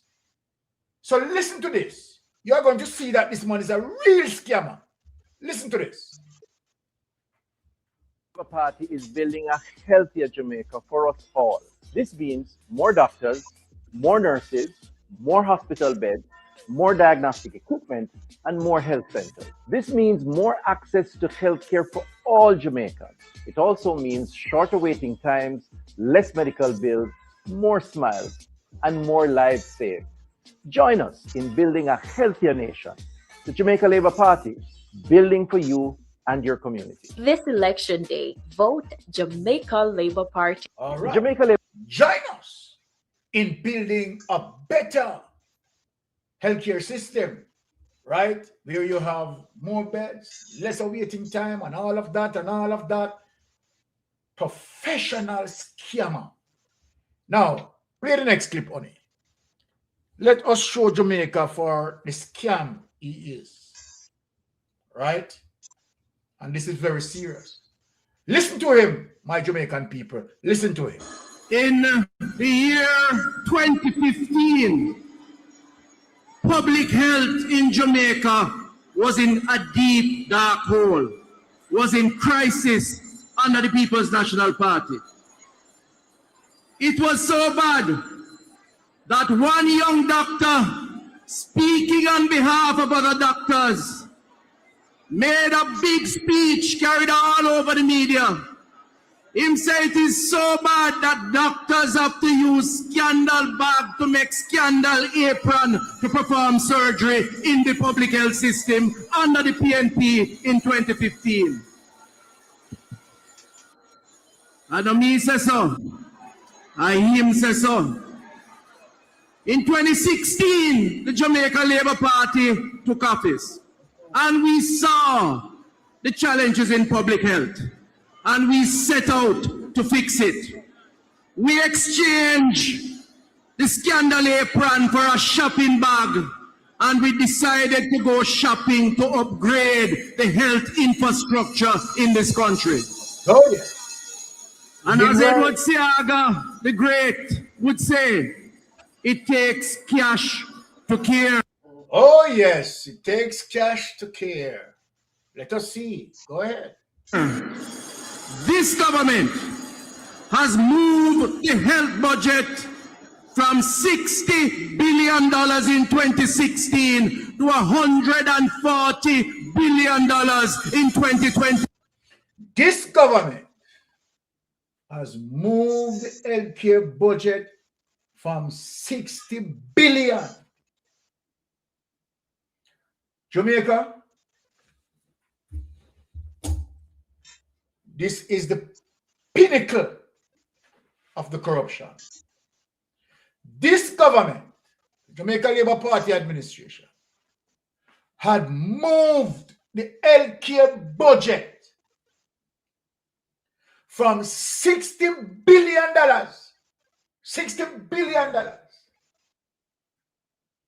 to $140 billion.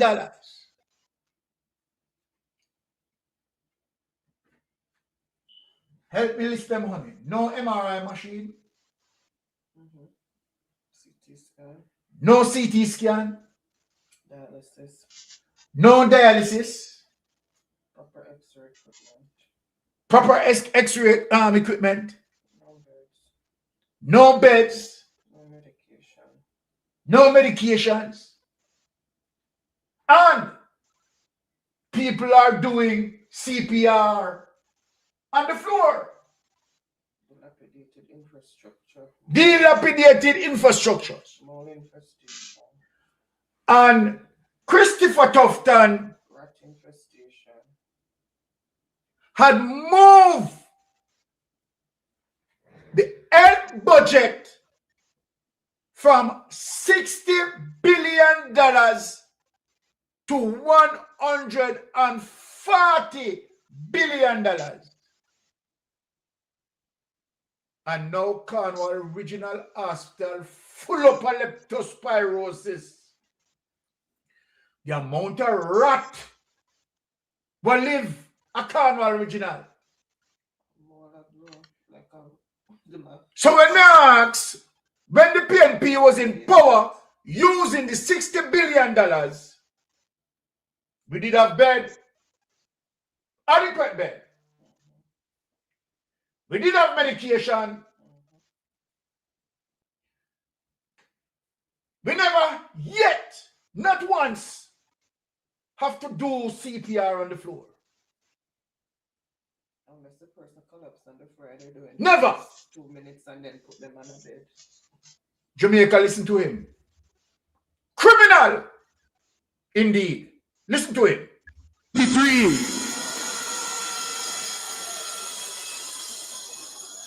You would ask the Jamaican people, what have we gotten so far for this increase in budget?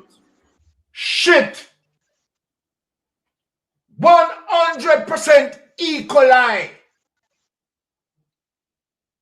A dilapidated Cornwall Regional Hospital.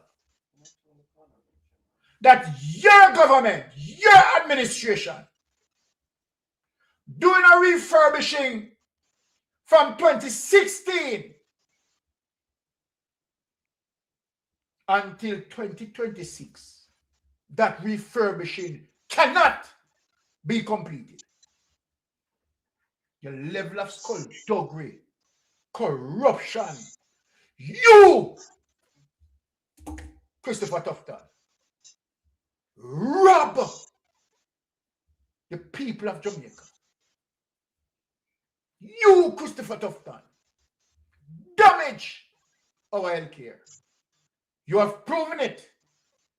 The other day when you were going through your ailment, where did you go? Did you use the Jamaica health system to show Jamaica that this is the healthcare system which you administer? Whoever.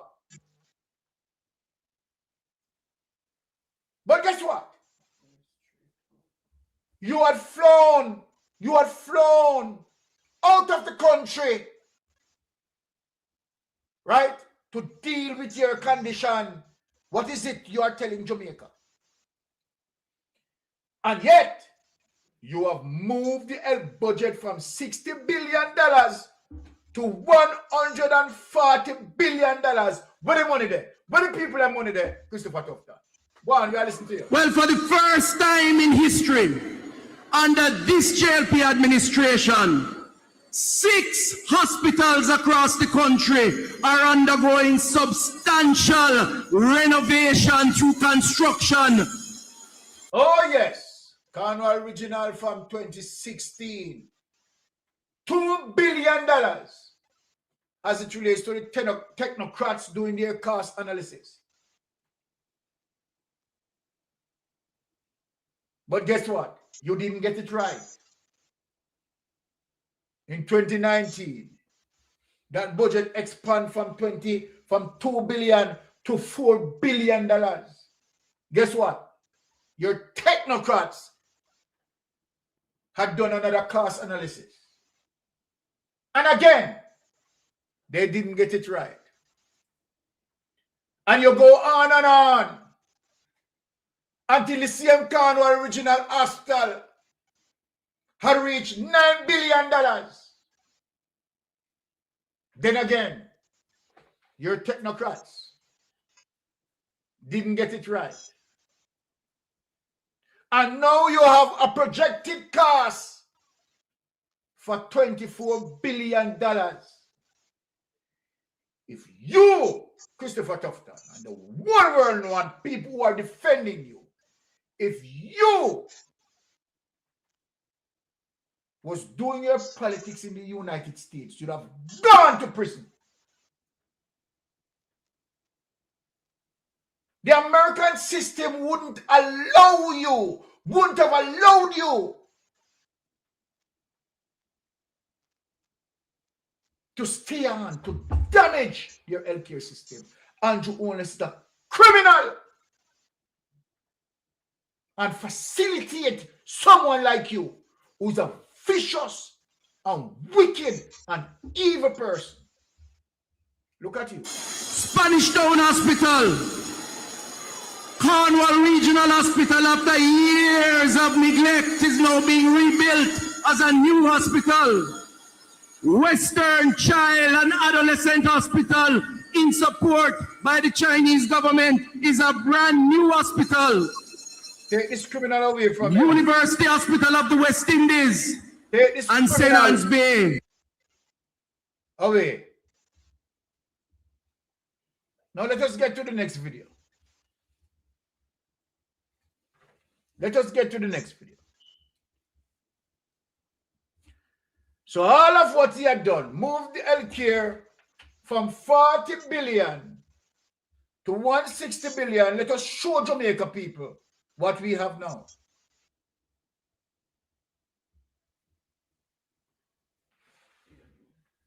Now, here is Cliff Hughes, right? The GLP propaganda. No.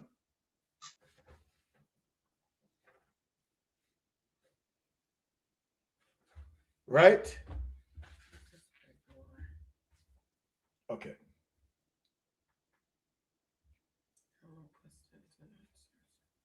What happened to this? Now here is Cliff Hughes asking him, right? Asking him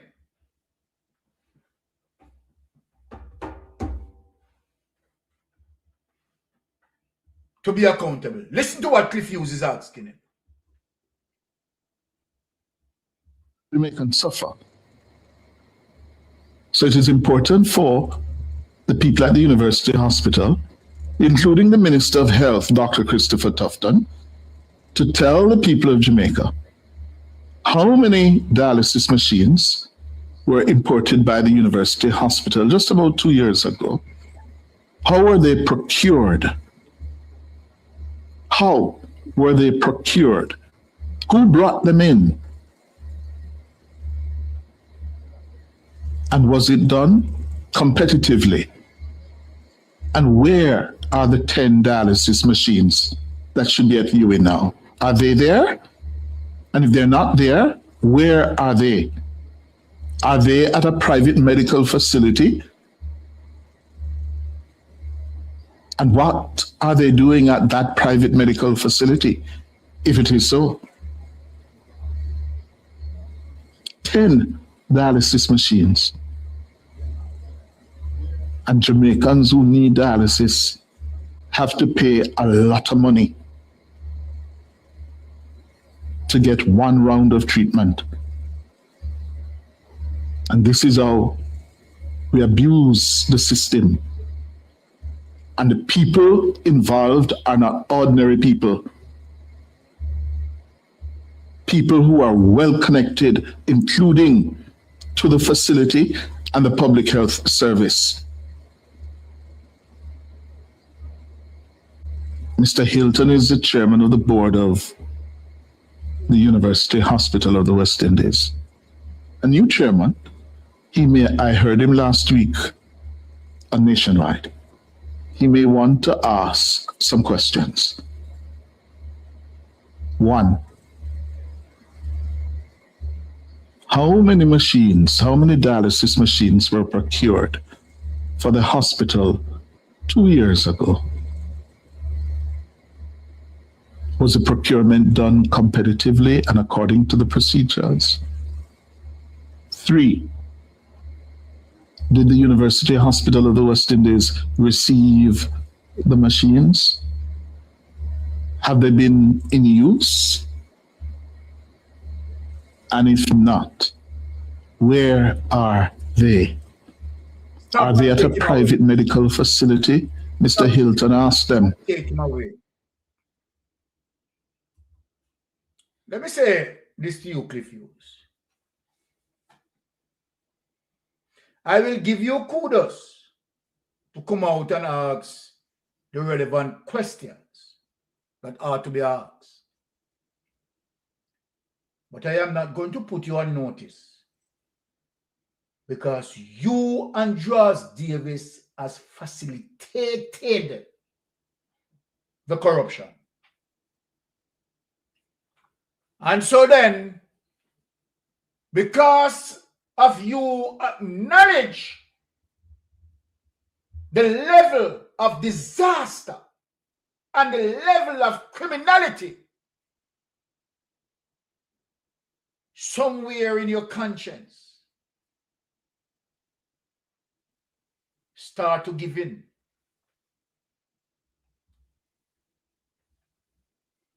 But let me go to the real concern that Jamaica, our nurses, our healthcare system had enough. You know, old people will say that the cup full and run over. Simple means that the pressure is now unbearable. They can't take it anymore. And the nursing institution, along with doctors, coming out and saying to Jamaica, saying to the diaspora, you know, enough is enough. We have been dealing with this situation pre-Hurricane Melissa. But now it had gotten worse. From bad to worse to now worst. So when we look at that, we realize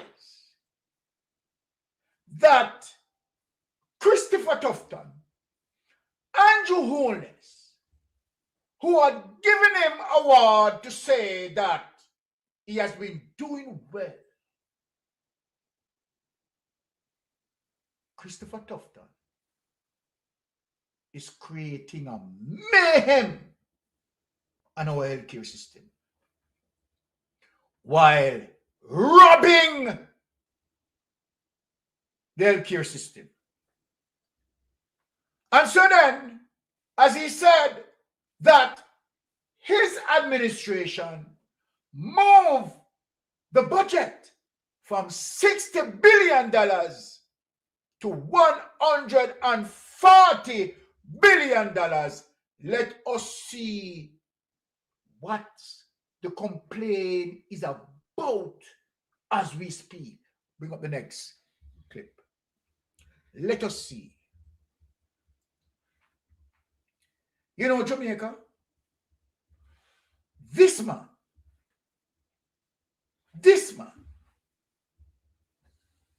is worse than Adolf Hitler. This man. From as early as 7 o'clock Friday morning, nurses attached to the Accident and Emergency Department at the Cornwall Regional Hospital converged outside the facility, holding placards to express their growing frustration with conditions at the hospital. On some of the placards, we have to be taking care of patients on the floor. That's not hygienic. Patients sitting on the chair for a week, 3 weeks or more. We don't have enough bed space to care for our patients effectively. We, of course, don't have enough staff to manage all of these patients. Sometimes you have one nurse to 50 people, 30 people. Makes no sense. There have been sightings of rats in the department. So, of course, that's a health condition, a health scare. President of the Nurses Association of Jamaica, Dawn Marie Richards, says there are 39 beds in the A&E. Look at it, people. The Jamaica Labour Party administration is the administration that moved the healthcare budget from $40 billion to $160 billion.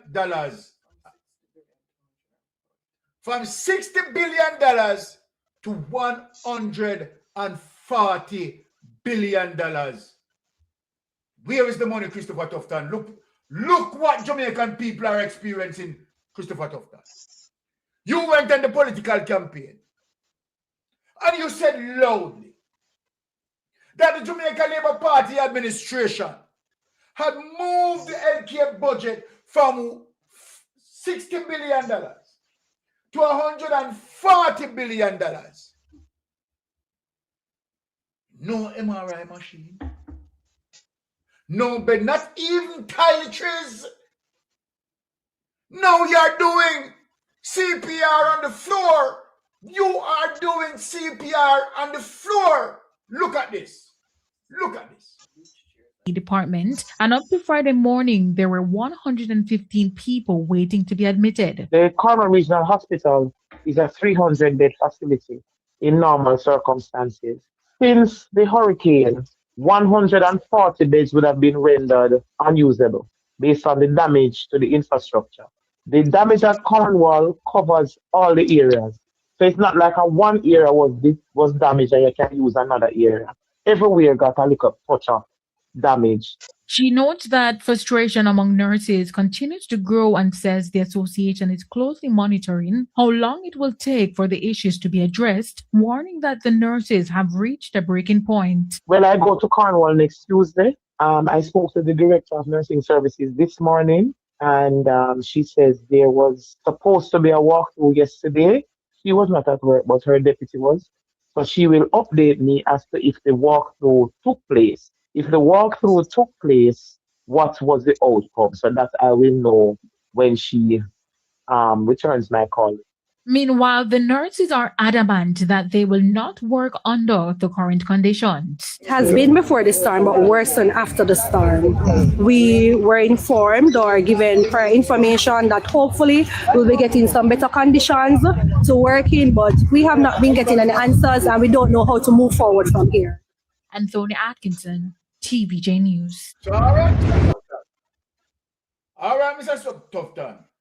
Make you get into the business now in terms of how you rob taxpayers, right? Or you damage the healthcare system. Let us find episode number 3. Let us dig into episode number 3. Using the procurement rules to rob taxpayers' money from $60 billion to $140 billion. And the Auditor General, right, cannot account it for over $700 billion cannot be accounted for under your ministry. But let us go. Episode 3. After that.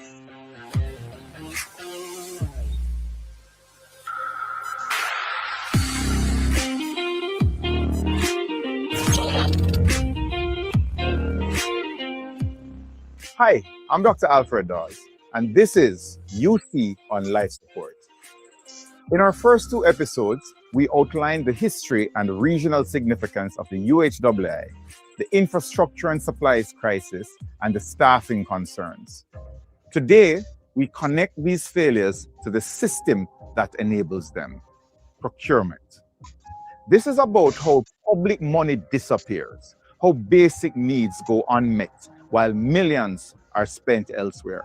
Long before the Auditor General's report landed in Parliament, the staff at the UHII were asking the same questions we are asking now. In one letter, consultants formally requested further information regarding what the procurement process entails. They wanted to know who are the persons responsible for generating the needs list that guide the procurement process. Do consultants and frontline staff have any say in what items are required and ordered? Are the procurement documents available as public records, past and present? These are not technical questions. These are governance issues. If the people treating patients don't know who decide what the hospital buys, how then can procurement reflect clinical priorities? The answer, as we know now, is that it simply doesn't.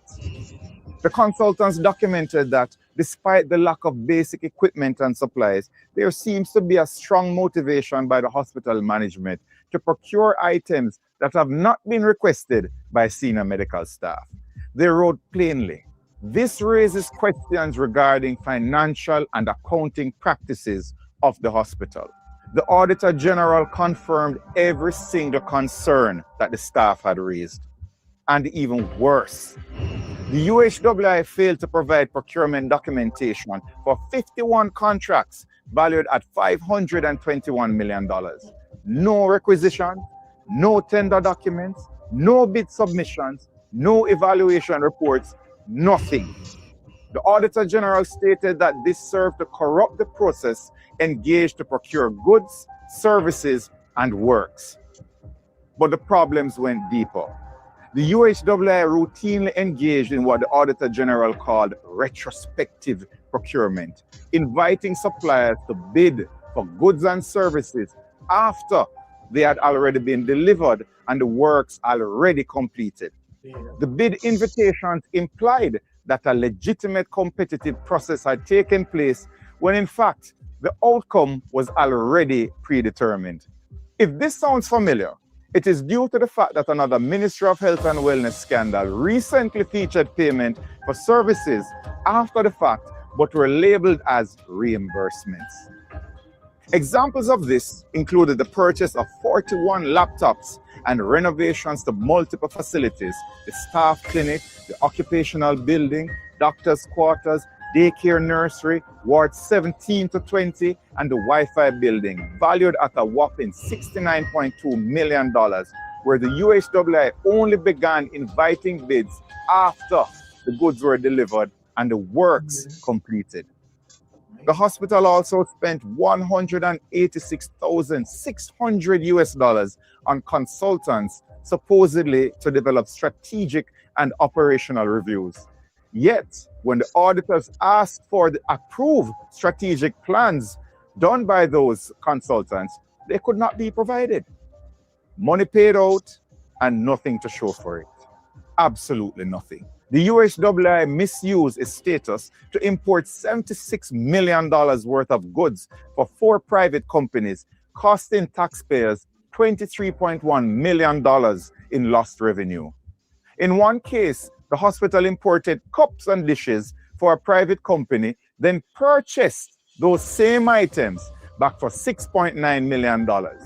In another, waste bins worth $6.6 million were imported for a private entity, saving them $3 million in duties. Then the UHWI turned around and bought the bins back for $11 million and covered the remaining import duties of nearly $1 million.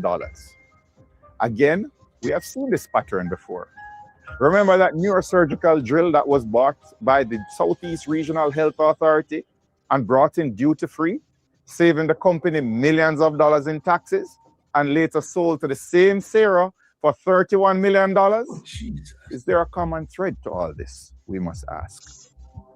The UHWI scandal is not isolated. It is a part of a systemic procurement crisis across the Ministry of Health and Wellness. In October 2025, the Integrity Commission released a damning report on the ministry's misuse of direct contracting, a procurement method meant only for contracts under $500,000 or in genuine emergencies. The commission found that 15 contracts totaling $78.6 million were awarded using direct contracting in direct breach of the Ministry of Finance guidelines. The report also found that the minister created a perceived conflict of interest and that he appeared to advance private interests. While the commission stopped short of calling it criminal, it described the conduct as ethically problematic. During the COVID-19 pandemic, the same pattern was seen.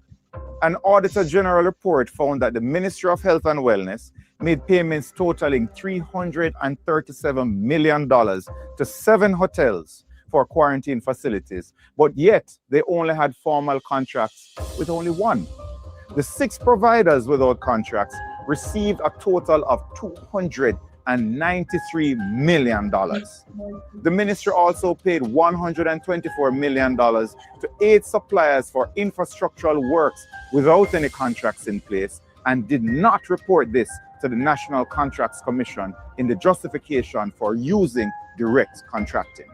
There were also regulatory breaches in the preparation of payment vouchers, with the Auditor General noting weaknesses in controls over the COVID-19 fixed asset acquisitions and an inability to confirm how $174 million transferred to other agencies was used. The absence of procurement documents to justify the $561 million spent at UWI is a cause for concern, especially in light of overpricing and manipulation of the bidding process seen in the Ministry of Health.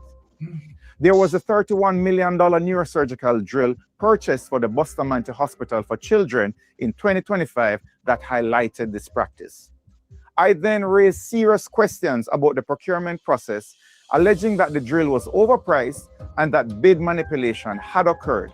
I also pointed out that comparable neurosurgical drills are available internationally for a fraction of the cost, between $3 million and $5 million. Yet SARA, the Southeast Regional Health Authority, approved a $31 million purchase as a result of the vendors breaking up the drill set and pricing each component, even the power cord, separately. Court documents filed by the supplier reveal that the Ministry of Health itself was the importer of the drill and that the procurement was facilitated through standard operating procedures. Yet SARA, in its public statements, never disclosed the ministry's role in facilitating the import.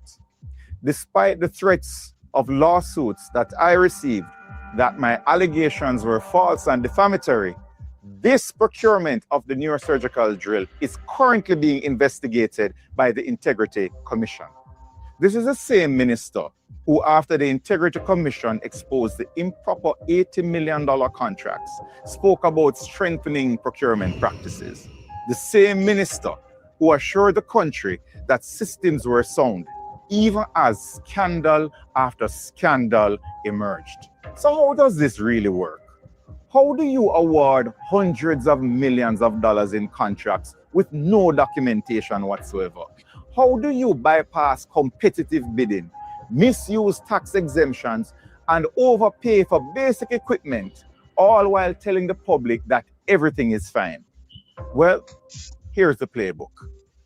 1. Sideline the clinicians. Keep the frontline doctors and consultants, nurses, and the end users out of the procurement decision-making process. That way, the needs list reflect management priorities, not patient care and staff priorities. If they are to be included, give them an option that is impossible to select when compared with the option that you want to be seen as chosen through a process that is above board. 2, use retrospective procurement. Award contracts, receive goods, complete works, then hold a fake bidding process after the fact to create the appearance of compliance. 3, abuse emergency provisions. Use the direct contracting and single source methods for contracts that should go to competitive tender, citing urgency even when no genuine emergency exists. 4, don't keep records. If there are no contracts, no evaluation reports, no procurement files, then auditors cannot prove anything was done improperly. 5, protect the powerful. When scandals break, create a review committee to kill the story, issue vague statements about procedural improvements, and wait for the news cycle to move on. And 6, splinter the contracts so they do not meet the threshold for further interrogation. This is how a ministry gets away with financial murder. This is not about one drill, one hospital, or one scandal.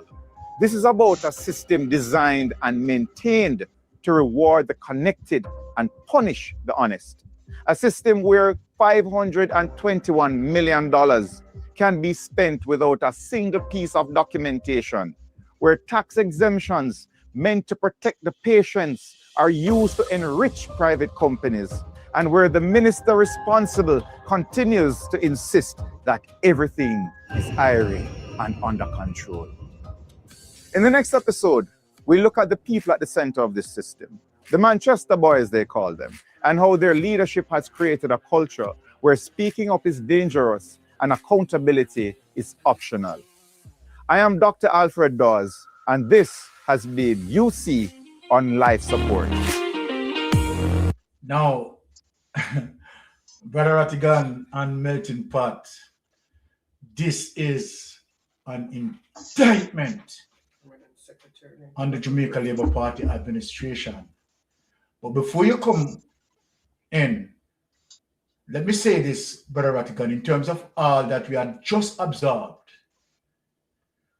when Pamela Monroe, the Auditor General, is saying that $3 trillion unaccounted for, we see how easy, that sum could appear based on what being done here, the manipulation of the procurement rules and guidelines using direct contract, emergency contract, the process of nepotism, cronyism, and skullduggery, right? I mean, it's a kill to taxpayers.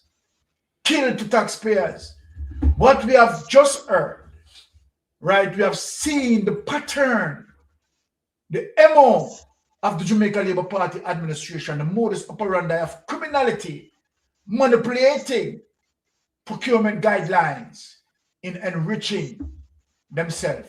Vatican, let me allow you in this space to speak on what you have just observed here. Right. Mic check. You can hear me, right? Yes, man. Solid. Look, I've often said that Pamela Monroe Ellis is one of my heroines. Another one is Jeanette Calder. Another one is Miss Hamilton, Rosalie Hamilton. Another one is Daniel Archer. And it would appear that these are 4 significant people in Jamaica. Notice I didn't say significant women, because the work that these women are doing, have done, and will continue to do is significant. And we have to give credit where credit is due and encourage them, despite the threats, to continue with their efforts to inform the Jamaican people and hold government accountable. What we just heard from Dr. Dawes, and it's his recitation, his assessment of the Auditor General's report, it's accurate. His recitation of what's in the report is accurate, because I've read the report. And like I said earlier, if people don't go to prison because of this, then I don't know what is going to energize the system to put these people in prison. Because what we have here now, we not only have, and I think it was Melting Pot who mentioned it earlier, or you, Mystic, but what we have here is not just a contravention of audit rules. We just don't have somebody just violate audit rules. We have corruption here. We have fraud. We have mismanagement. We have waste. We have abuse. We have, you name it, it's here in this report. The report is 71 or 72 pages long, but it's chock full of information, people. Chock full. The Dr. Dawes, his approach is correct. You can't do this story in one go. You cannot, because there is every page you turn, you say, what? And if somebody had given this to you and said this is a script from out of Hollywood, you probably wouldn't even believe it. You don't find it hard just to boy them people are creative. No, sir, these things can't happen like this. But then when you realize that these things are actually happening in Jamaica, and at the end of the day, at the bottom of the pyramid, you have sufferation. At the bottom of the pyramid, at the end of the day, you have people suffering. So I don't want people to think that, okay, we'll find out these things and them say, try big people think this, man. There's not nothing to do with we. When you go to the hospital and you can't get gauze, you can't get all when the medical equipment is not there, when medical supplies aren't there, when you have to call your relatives overseas and say, hey, send some money or send a pin, they might do a surgery and they need a pin, or they need this, or they need that. You are suffering because these things are supposed to be provided to you free of cost, or at least subsidized, heavily subsidized. But instead, you see where the money is going. And guess what? It's not an anomaly. It's not a one-off. You see it. Go across the ministries. Go across the ministries. And if you don't believe me, people, just go and read Auditor General's reports across ministries. You name it. Ministry of Labor, Ministry of National Security, Prime Minister's Office, Ministry of Health, Ministry of Agriculture, Ministry of Energy. You just read it across and you see that there's a pattern and there's a practice of this happening everywhere. Everywhere. Nobody's immune from this. The corruption is rife. And we need to get out there, people, and we need to start. Look, if you don't want to read the report, at least tune into Mystic.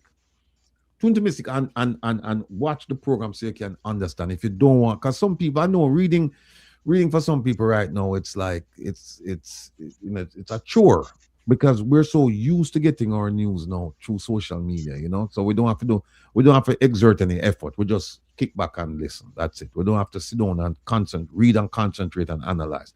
So even if you need for just tune in and listen to the analysis over here, do that because there's so much going on in Jamaica. I have referred to Jamaica as content rich, and that's because someone, a senior member of the society, expressed that phrase to me when I said to him, I might have some problem trying to get content, what to do a regular weekly program. And he said, no, Jamaica is content rich.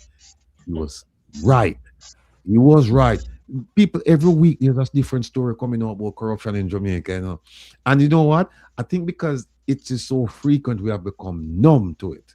Oh yes. And we have become numb. And it's if you have a corruption last week that was 5 billion Jamaican dollars, and you have one this week that is 1 billion, it not fears with because we said, sure, the one last week was 5 man. So we have to get one now 6 or higher. And then we say yes. So the university hospital is just one example of what has gone wrong with the Jamaican society, with the economy, with everything, with health. It's just one. The report is coming out pretty soon on Cornwall Regional. That is going to be a doozy when that comes out. That if you think this bad, that one is going to be a doozy. Because you see where they started out with, and you see where they are right now, and it's increasing. Every budget here, it's increasing, and we still cannot get the place open to serve the public. Still can't. They put out a little AI thing there and show you how the entry when it look like. That is not where them treat people at the entry. Fix behind first. Fix behind. Get some beds. You mean the administration area? Administration area they fix up. Instead of fix up behind where people sit down on floor and all that stuff. They don't do it. So, it's sad. And it shouldn't be shocking, but it is shocking when you read these things. When you actually put your eyes on the paper and you read these things. And guess what? So far, I haven't heard one government official come out and say what the Auditor General wrote is not true. I haven't heard that. In fact, I've heard the opposite. We have seen a response from the university hospital, and they admitted. Yes. They admitted. They said yes. What the Auditor General said, yes, that's true. But we're in the process of fixing it, and that is the excuse here all over. We're fixing it. We're fixing it. We're fixing it. We're fixing it. That's not good enough. And Jamaican people, we need to get up and stand up and start shouting and let them know that we're dissatisfied. But you know what? Marcus Garvey said it, said that we will never know ourselves until our backs are against us. Yeah, and it's getting to that point right now. So pretty soon, Mystic and Melting Pot and Lady, and we won't have to tell them to do this and do that. They will do it themselves because they will have no choice. It's either know yourself or perish. It's one of the two of them. And you know it go. Yes. Well said. The survival method, the survival mode exactly is uppermost in our minds. Thank you, sir. Well said, Brother Rattigan. Let us bring in the man with the GPMG, melting pot. What say you on this? Well, Sir Byron and Brother Rattigan, and to everyone, is as if we never have a mouthful of corruption. Well, Dr. Alfred Dawes come give you a comprehensive belly full of corruption that Oh, are run yeah. through the Ministry of Health. And I mean, this requires the immediate resignation of Tough Tongue, because Yes. Tough Tongue has been playing this game for far too long.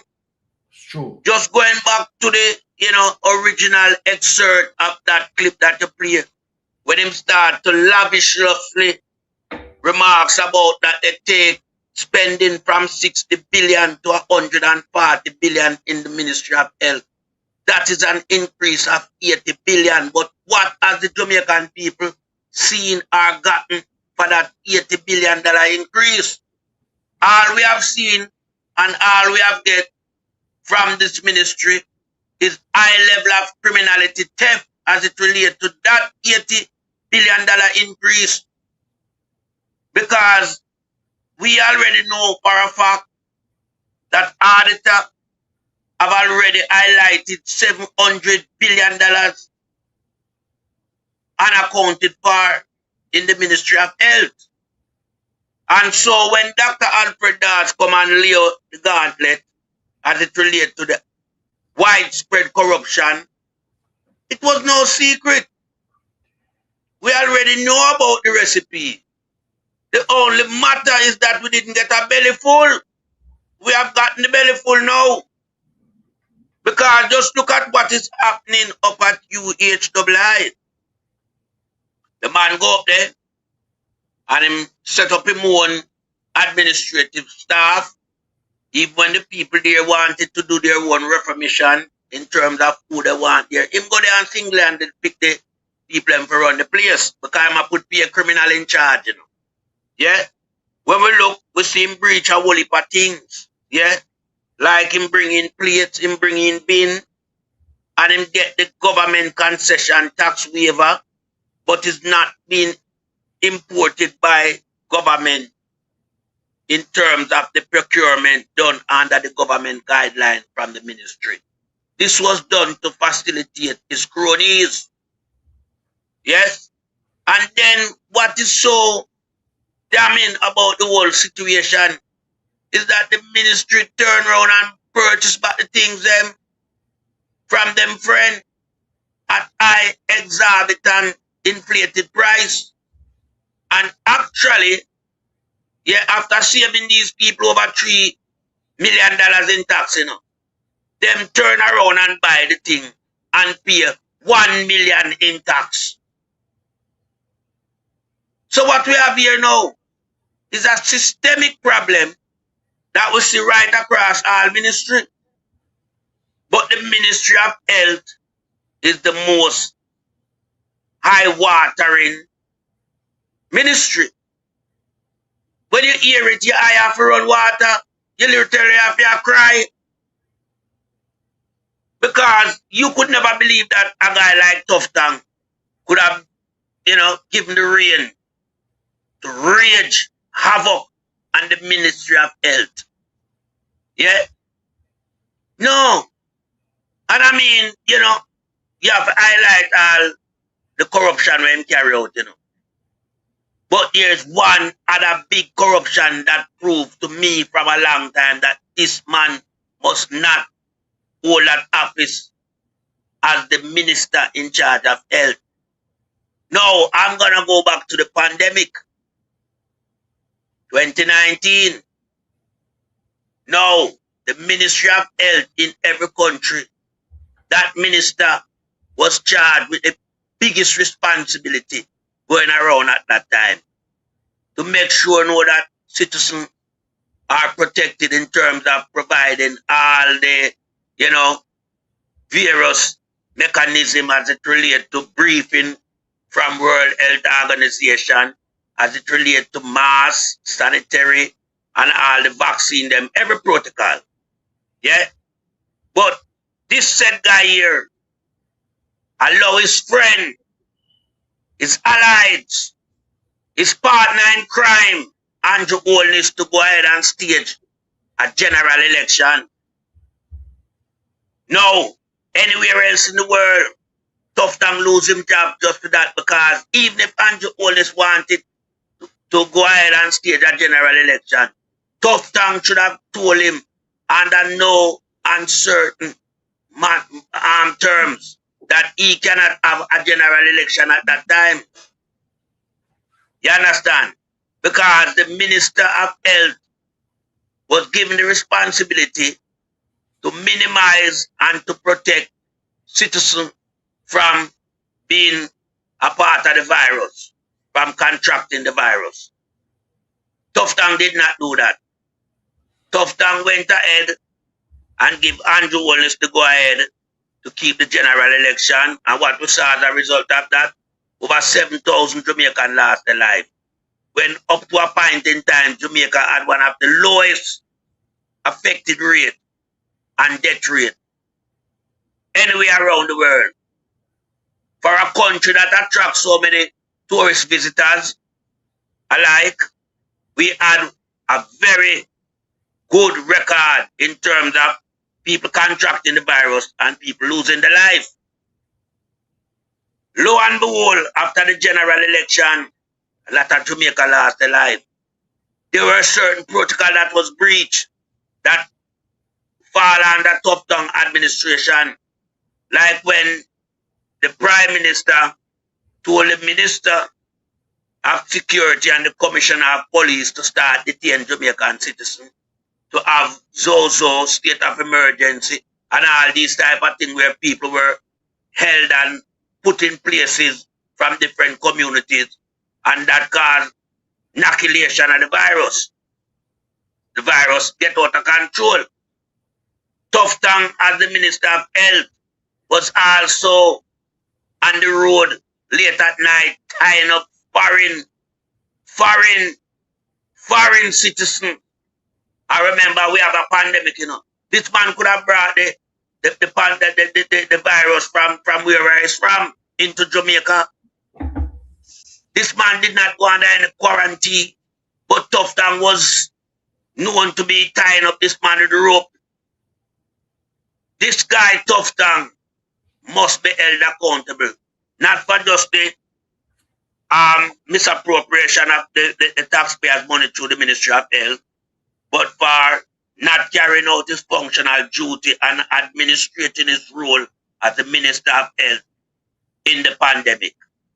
He also breached the pandemic himself, as I said, by being at road late at night, tying up foreign individual in Jamaica. Yeah, this guy cannot be trusted.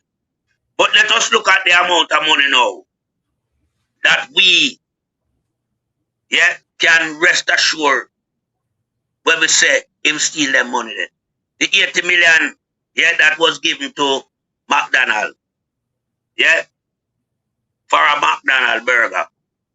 Okay? Then you come back, the drill, 31 million, something with value, fraction of that, anywhere between 3 and 5 million for the drill. And you see what them do? Them break it down into particles. Even the plug wire for the drill carry a price. I don't know if a drill been sold with that, dissemination of the drill itself. You break it down and you sell every part. You itemize them. But there's a guy that is to be blamed. There's a guy that is to be blamed, A guy named Wentworth Charles, Colonel Charles, brother. Because he might do some hanky-panky thing in the ministry. You see him get Dwayne Smith $2.5 billion to provide food for the hospital. And there was no food that was given to the hospital. You can't terms crackers and cheese as food. Crackers and cheese don't add up to $2.5 billion. Yeah? And even the drill, him involved in that as well. The contract given to Beryllium, to provide security down at the Western Children and Adolescent Hospital, over $3 billion. So there's a lot of money being swindled through the Ministry of Health. But Tough Tongue alone can't do it. But him a edit. The Prime Minister have to know about it as well. And there are a lot of other people who facilitate the movements of these money. So I want FID now to go in alongside the Auditor General and start to do some real top level investigation and arresting people. Not just go in and investigate. I want some swift action as it relates to arresting and charging these people for stealing the taxpayers' money. Tough Tongue must resign and every Jamaican must call on his resignation. When you look, yeah, and you see that hospital down at Cornwall Beryllium, yeah, it's supposed to have 300 beds. It currently only have 140 beds. There's a shortfall of 160, and that happened since Melissa, but that has not been rectified. 3 months going onward, yeah, CPR being done on floor, okay? Then you have again where people up at UWI being bullied, you know. The administrative staff at University Hospital of the West Indies, they are being bullied and threatened.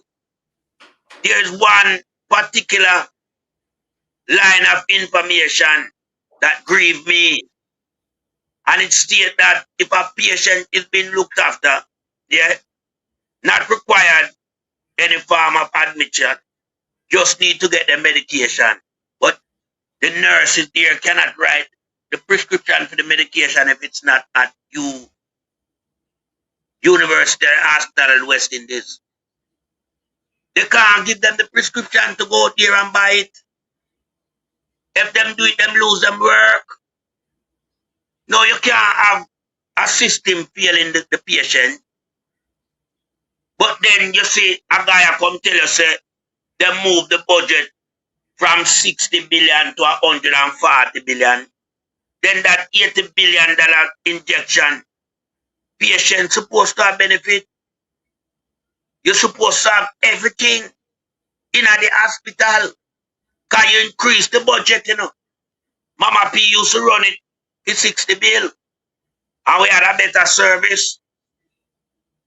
Lots of things was in the hospital for the patient. You increase it by 80 billion and nothing in the hospital for the patient.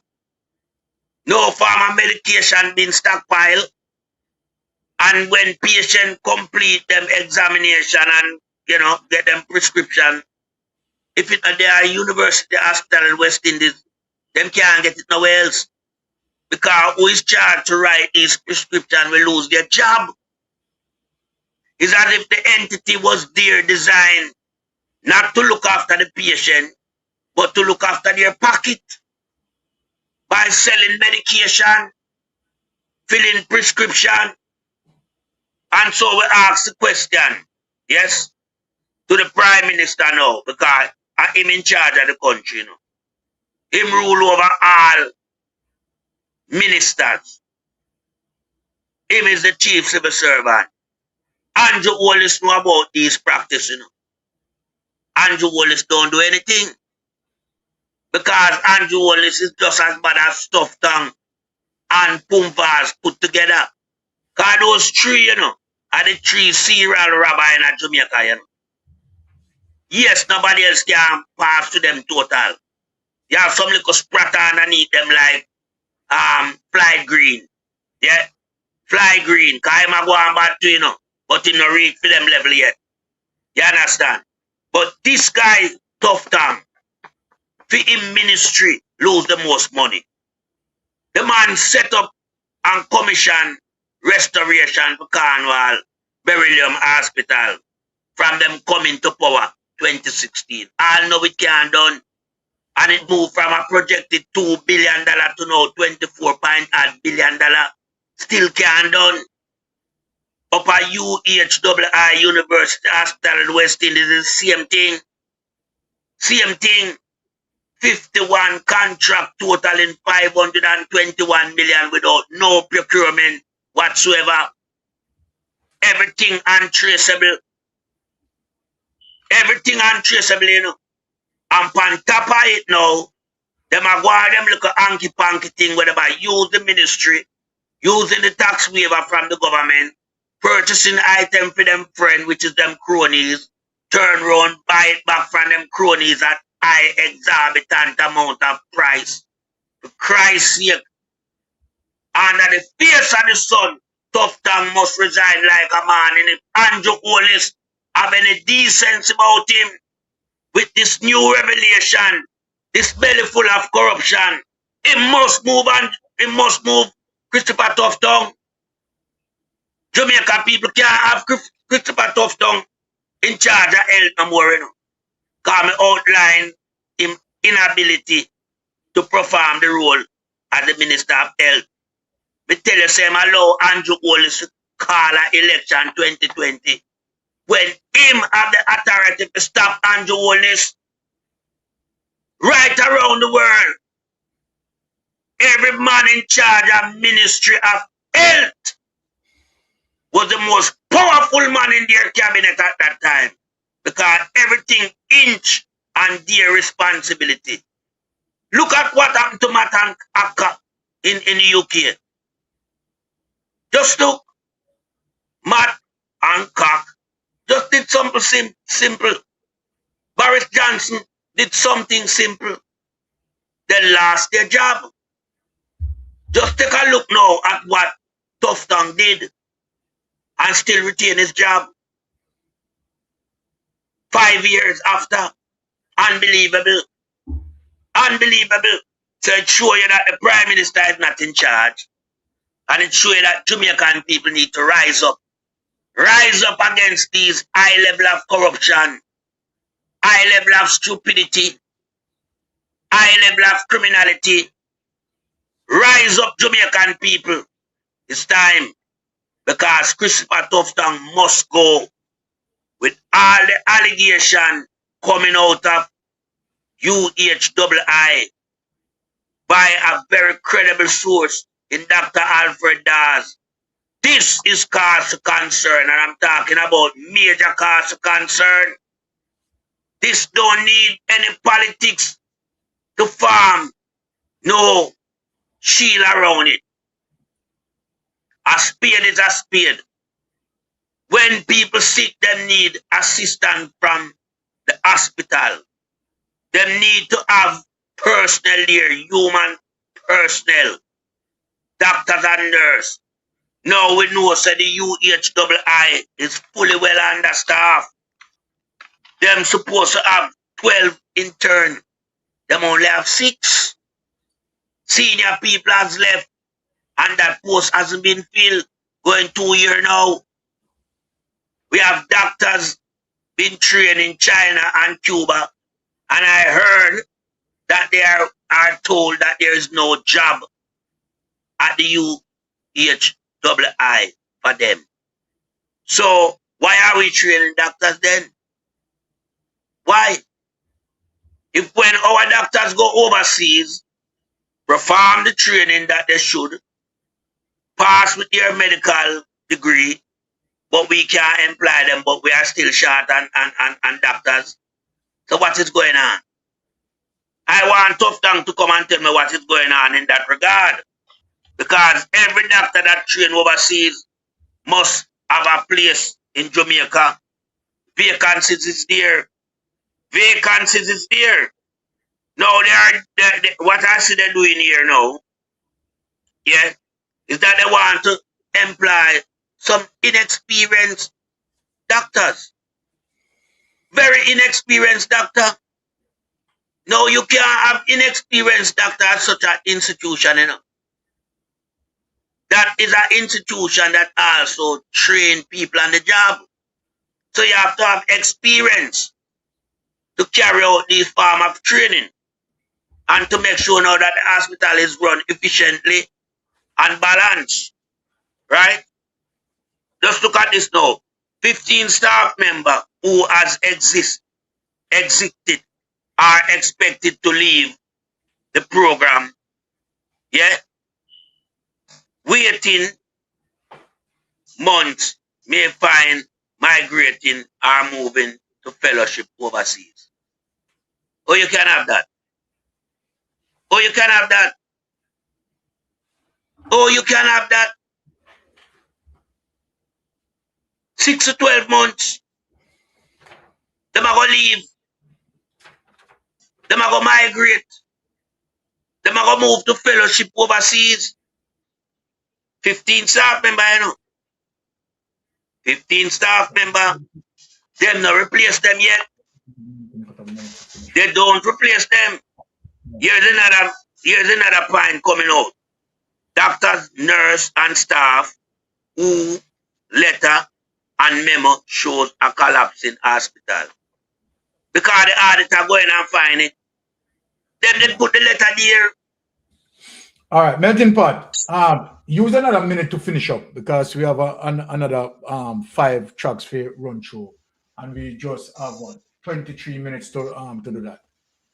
All right. Yeah. There's another point that state the crippled, overcrowding, broken infrastructure, yeah, and procurement so weak that the Auditor General could not find procurement for over 51 contracts. Unbelievable. So everything there is running like, you know, there's no method to the madness, so to speak. Because it's madness going on. Madness.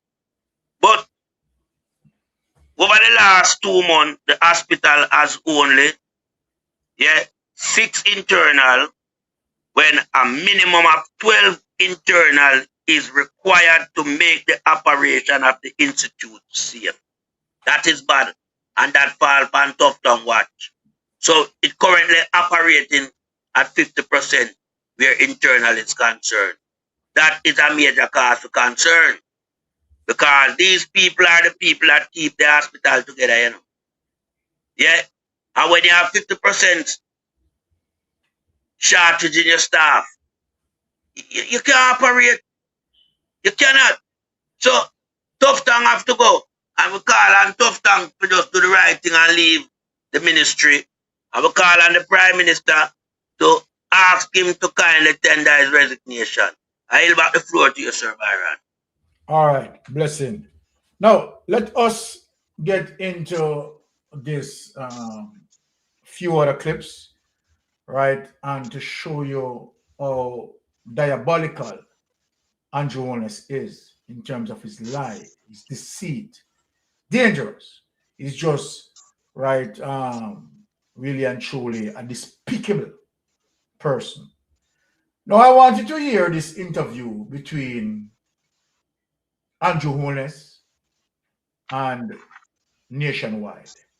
I think Big Mama want to try to paint Andrew Holness into an angel.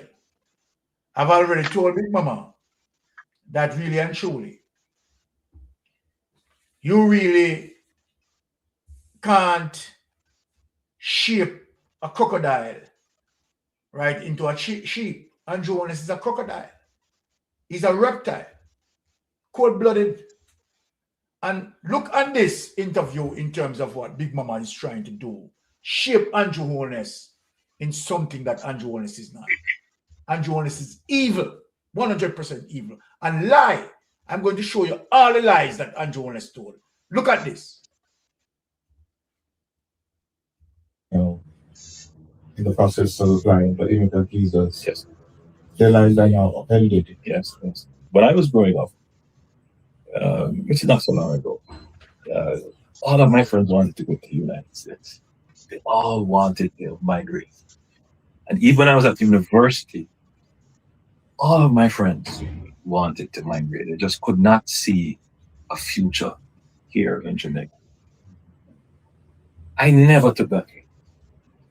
I thought I would stay in Jamaica, I would work in Jamaica, and I will make the best for my people and my country.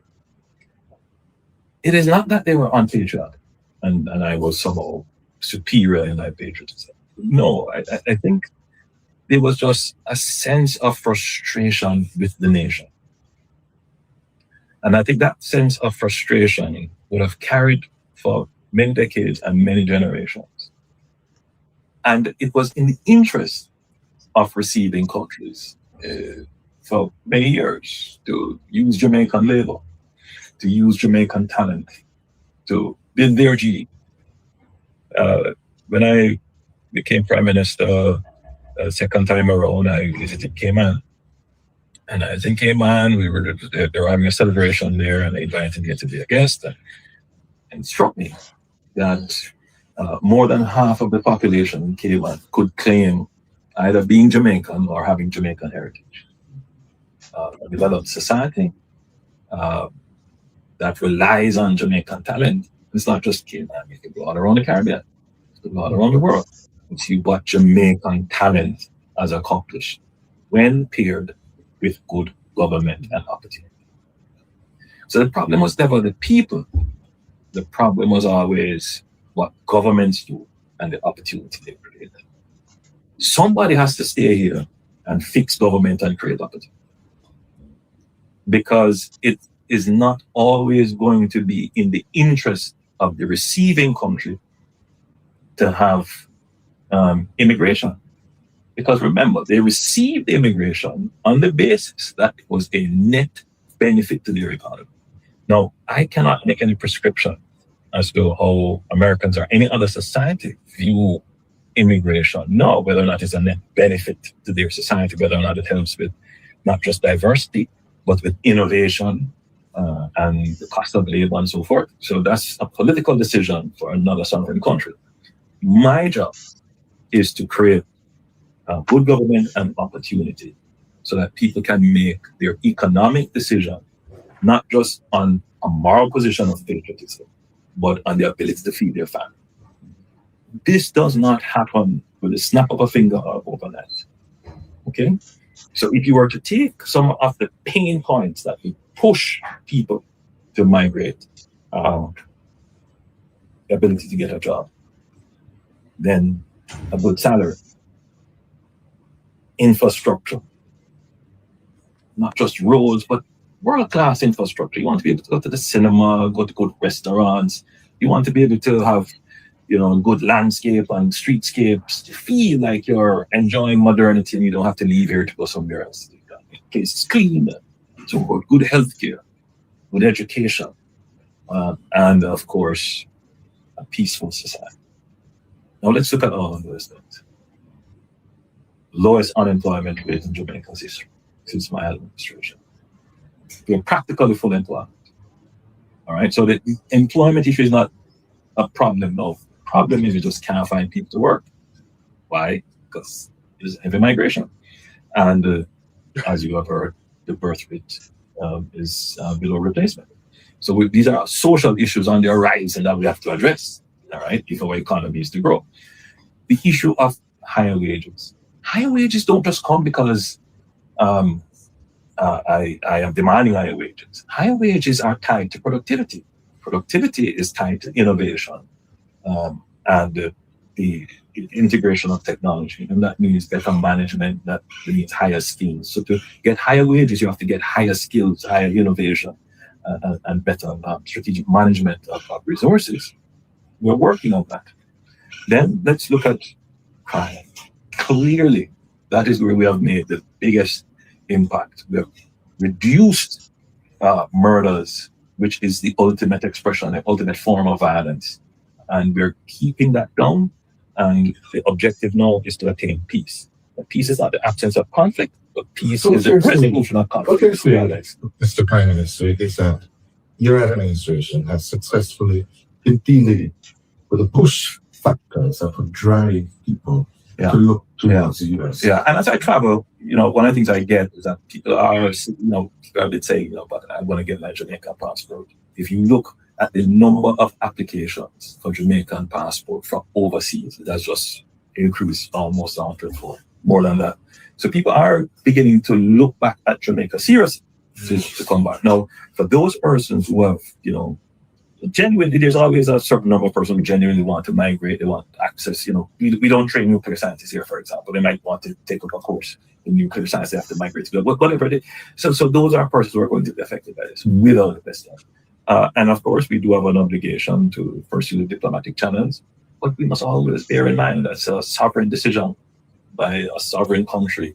And, we make no pronouncements on it other than we will use our diplomatic efforts to restore normalcy. But bear in mind the position. We must build our own country. And we need to stop this kind of view that, it's so easy to say, there's a kind of cynicism, but this is no reality. Let us take this away. As we heard the Prime Minister, right, telling Cliff Hughes that we must build our own country. Make that cement in all of our heads. We must build our own country. The very same man who said we must build our own country, the very same man involved in Orient, rob investors. The very same man involved in Cash Plus, rob investors. The very same man involved in SSL and rob investors. Now let me show you something. Andrew Wallace spoke with Cliff Hughes and said when he was at the university, there was a sense of frustration, right? Because the country, as according to him, wasn't running well. If you notice what he did, he definitely aimed at P.J. Patterson era. He didn't describe Edward Seaga era. Listen to him keenly. When he was in university, center frustration. Nothing about Edward Seaga era, but attacking PJ era. This is to show you how disingenuous this man is. Now, let me show you something, people. Let me show you something. Let us bring up Andrew Owner's profile. I'm going to show you something. Because he doesn't know that we are out here in the space. Now, look at this, people. Melting Pot, I want you to write this down. Ratty, write this down also. Andrew Michael Owens, born 22nd of July, 1972. I want to show Jamaica people how wicked this man is, how vicious this man is. Andrew Michael Owens, right? Born the 22nd of July, 1972. Now, write it down, Brother Rattigan and Melting Pot. Bring up Michael Manley profile. Michael Manley. Type in a Google, bring up Michael Manley profile, and you will see when Michael Manley active in politics. Type Michael. I want to do it live so the people can see this. To show you how vicious the brother is. And how deceitful. The man is just a natural scammer.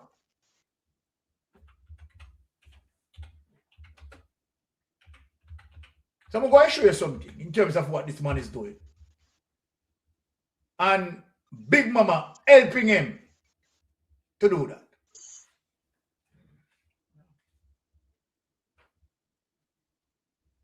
Right? So let us just find Michael Manley profile.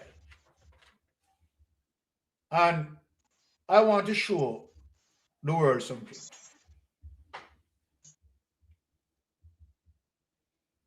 So Michael Manley, let us go into his political career. Right? First premiership from 1972 to 1980. Melting pot, more write that down, you know. Ratty, write that down. Michael Manley first premiership, 1972 to 1980. Right? And we are going to take that period. So Andrew Holness, 1972, right, to 1980. Andrew Holness would be how much years of age? 8. Andrew Holness would be 8 years of age. Let me ask Jamaica a question. Do you believe? Let me ask the panel.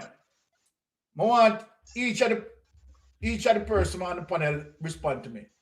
Martin Pat, do you believe an 8-year-old child would have so politically savvy of the period of politics? No, absolutely no. Rattigan, Would not. do you believe an 8-year-old child would so savvy of the politics of his time? 8 years old. Yes. No man, you play hopscotch and dandy shandy and stuck in the Marble mud. and all them things. Marble, yeah. No. Okay. You wouldn't. No. Okay. All right. Now, so then what he had done as it relates to Edward Seaga, Michael Manley time, you understand, he wouldn't have no form of experience as it relates to Michael Manley time. Would I be correct in saying that? Definitely you would be correct. Yeah. Okay. So let us talk about his university time. So then, 1980 to 89. At 89, Andrew Holness would do much? 17. So Andrew Holness would be definitely leaving from high school into university. Would that be correct? Yeah. Yes, that would be correct. So if that would be correct, let us bring him up to university. And say then university now. You understand? Because he wouldn't have any experience as it relates to Michael Manley time. Right? We just established that. Right? And the time that he's describing now, as it relates to Edward Seaga, let me show you and let me show Jamaica, the entire world, what happened into Seaga period of time and how PJ Patterson, when Andrew Holness was in university, has to fix the damage of Edward Seaga. And so then what is shaping as if the the People's National Party damaged this country, him is a liar. Now let us show the people what Edward Seaga had done, which he, Andrew Holness, right, didn't have that awareness. Neither Michael Manley, right, and the deluge of destruction that Edward Seaga caused. Let us get into it. Honey, find that document and show it. So he has been deceitful to Big Mama. Or might be the two of them planet. Now here it is. Look at this, people. And I want you to read it. This is Edward Seaga time that Andrew Holness didn't speak of. Didn't speak of. Want to shape the GLP, right, as an angel. But look at this, people. Jamaica debunking the myths about the 1980s under Edward Seaga. Let us read the history of this man to show you how this man damaged the economy. Now, Jamaica's economic management has taken a turn in fairly recent times and is returning to the very scenario that we have long passed in the 1980s. With all its compelling lessons, pains, and unprecedented pressures on our citizens. For the benefit of our young people and those who have forgotten that period, I will do a brief revisit so that there is greater clarity about what happened under Prime Minister Edward Seaga and the Jamaica Labour Party. This article is not a Get Eddie Seaga exercise, but a continuation of my attempt to purge our social, culture, economic, and political history of lies, half-truths, omissions, and embellishments, and the general dishonesty so commonplace in the reportage and recording of this history as it relates to what Andrew Holness is doing on CNN. And look who is talking about it. Shalman Scott. Shalman Scott, a GLP person who is defending the truth about history and where Andrew Holness needs to speak the truth. Now listen to this. In short, too much of our history, oral or written, simply lacks integrity, and the political period of the 1980s is no exception. I feel quite justified in writing about the facts of the period referenced as I recall and saw it. I do so dispassionately and objectively. I was the first mayor of the city of Montego Bay, GLP councillor for 13 consecutive years for the Rosal division in the parish of St. James. And I am so glad that is a GLP person starting this, It's not a PNP person, I was also a regional supervisor, Western Jamaica and Ocho Rios, right, for the Bustamante Industrial Trade Union and that union spokesman on tourism. In addition, I was lecturer in Caribbean Trade Union History at the University of the West Indies School of Continuing Studies, Western Jamaica. So you're not talking about an ordinary person, you're talking about a well-educated person. The Jamaica Maritime Institute and the Jamaica Tourist Board Visitor Information Section, Montego Bay area. I was also visiting lecturer in the History and Social Science Department at Northern Caribbean University, Mandeville, Manchester. Later on, I was host of the RJR program aired from Montego Bay called The Western Response, produced by Western journalist and broadcaster Marlene Stevenson Daly. I have been a political analyst for multiple media platforms for over 33 years here in Jamaica and occasionally for the British Broadcasting Corporation, BBC Radio. I've also been a retired businessman in tourism since 2006. All of this to most humbly make the point that I was and have indeed been in the thick of things from back then, and that I have always loved my country and its people who have done so much for me, even as I make my small contribution to it. And so I am continually grateful. That is why I write particularly for succeeding generation, including my own dear grandchildren. Now, let us get into the meat of the matter. What I have been hearing about this period of the 1980s where Andrew Holness is telling lie to Big Mama, and the impression that the narrative conveys is not only a steep stretching of the truth of what transpired, but the misleading of the young people in particular is of concern to me, and therefore I am compelled to act, and thank you, because of the vicious and wickedness of Andrew Holness. Now, Eddie Seaga, total political life did not begin and end with this period of the 1980s. While that period is the focus of this article, overall, there are some positive to Seaga political life, which have been amply recorded in many places, including works such as the production of books by him. Considered by some to be a bright man, Seaga has played no small role in the institutional building of this nation, and I admire him for not being a politician who sought to feather his political nest financially as far as it appears. Now, watch this, people.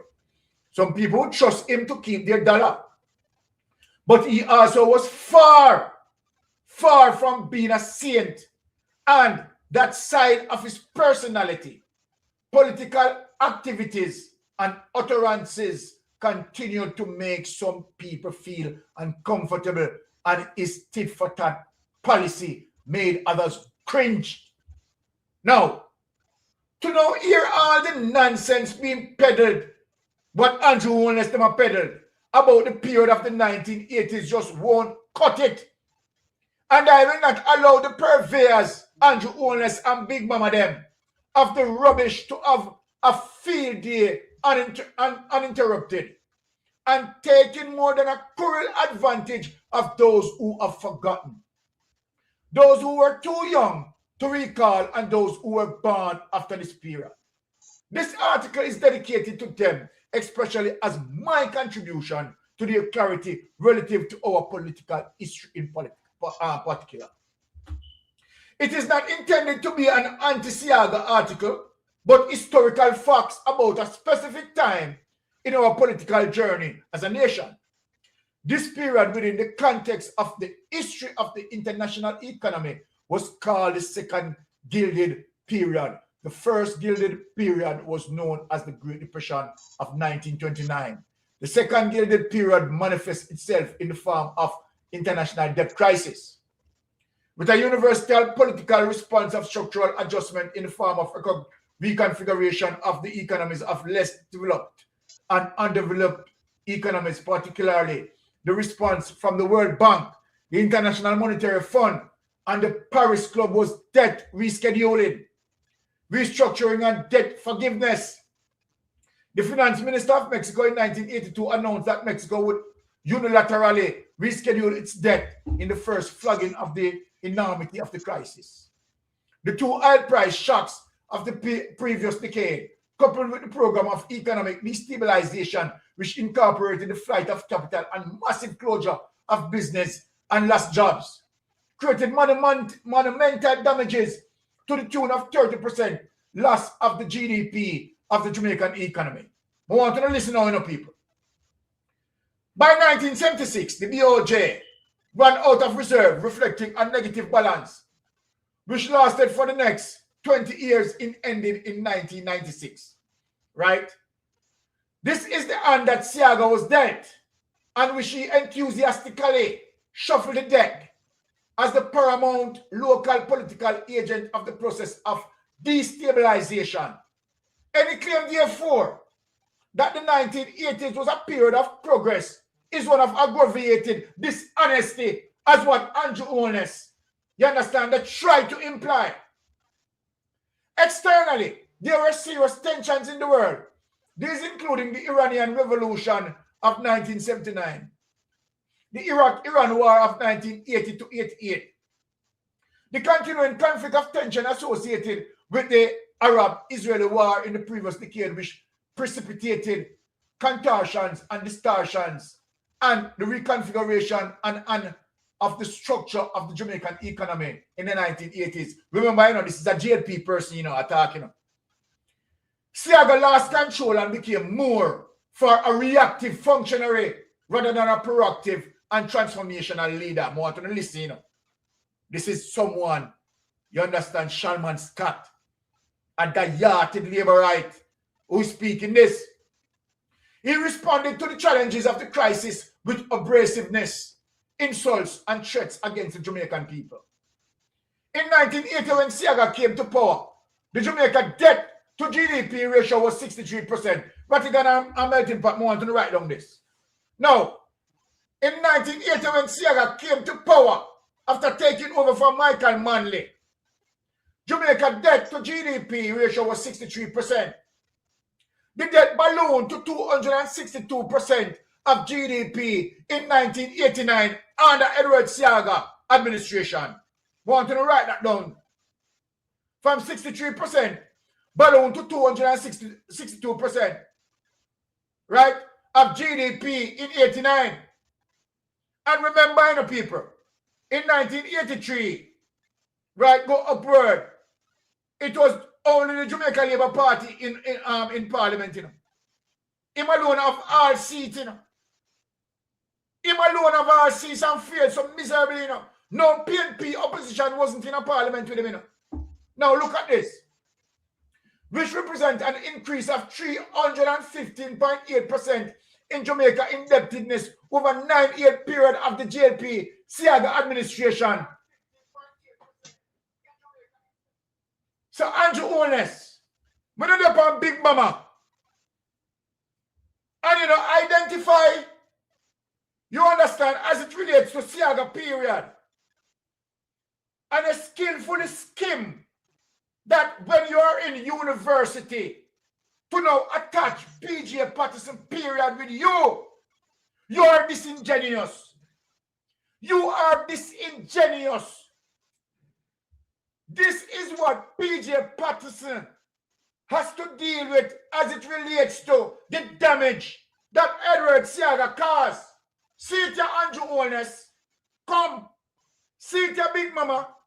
Come get the evidence. In 1980, when Seaga came to power, the Jamaican debt to GDP ratio was what?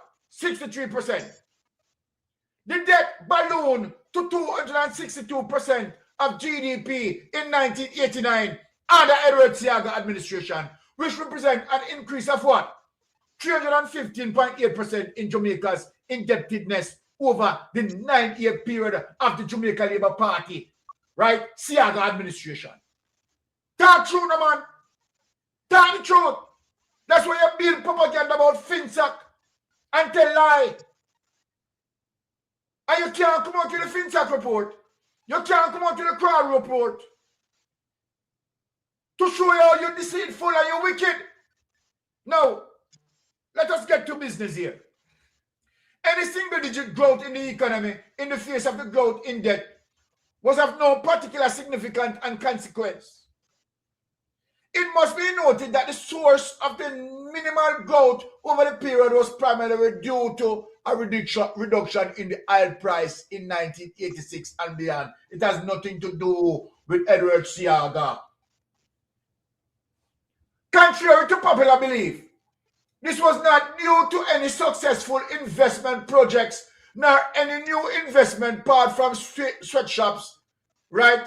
Jobs in the garment industry. Now, David Rockefeller, who came to turn Jamaica into the Singapore of the Caribbean, packed his bag and left Jamaica in less than 5 months of his arrival following several disagreements with Seaga.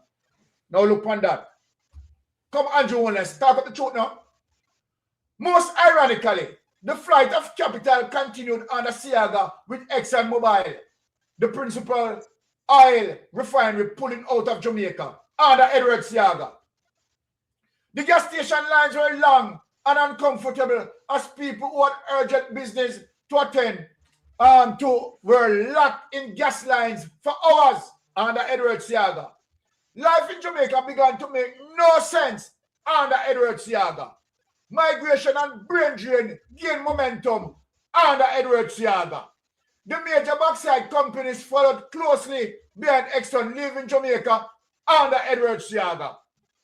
From 1980 to 1983, the GLP government under Edward Seaga failed a minimum of 4 IMF tests.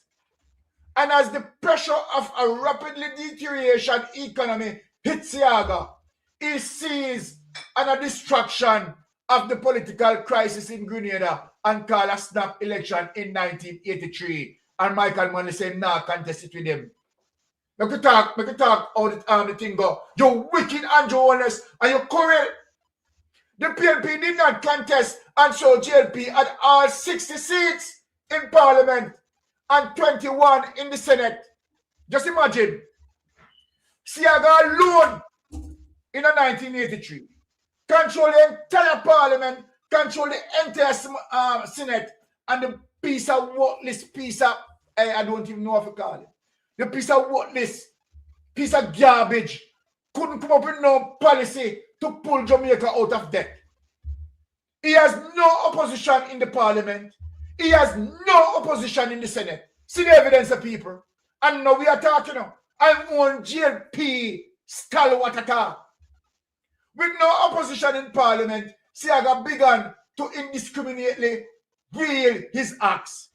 This including tax acts as well as his axing of many government departments, resulting in widespread closure and thousands of redundancies. 18,000 public sector workers lost their job. Andrew Holness will make a wicked so. Boy, make a gun pan Big Mama. But you're not talking about this period of Edward Seaga.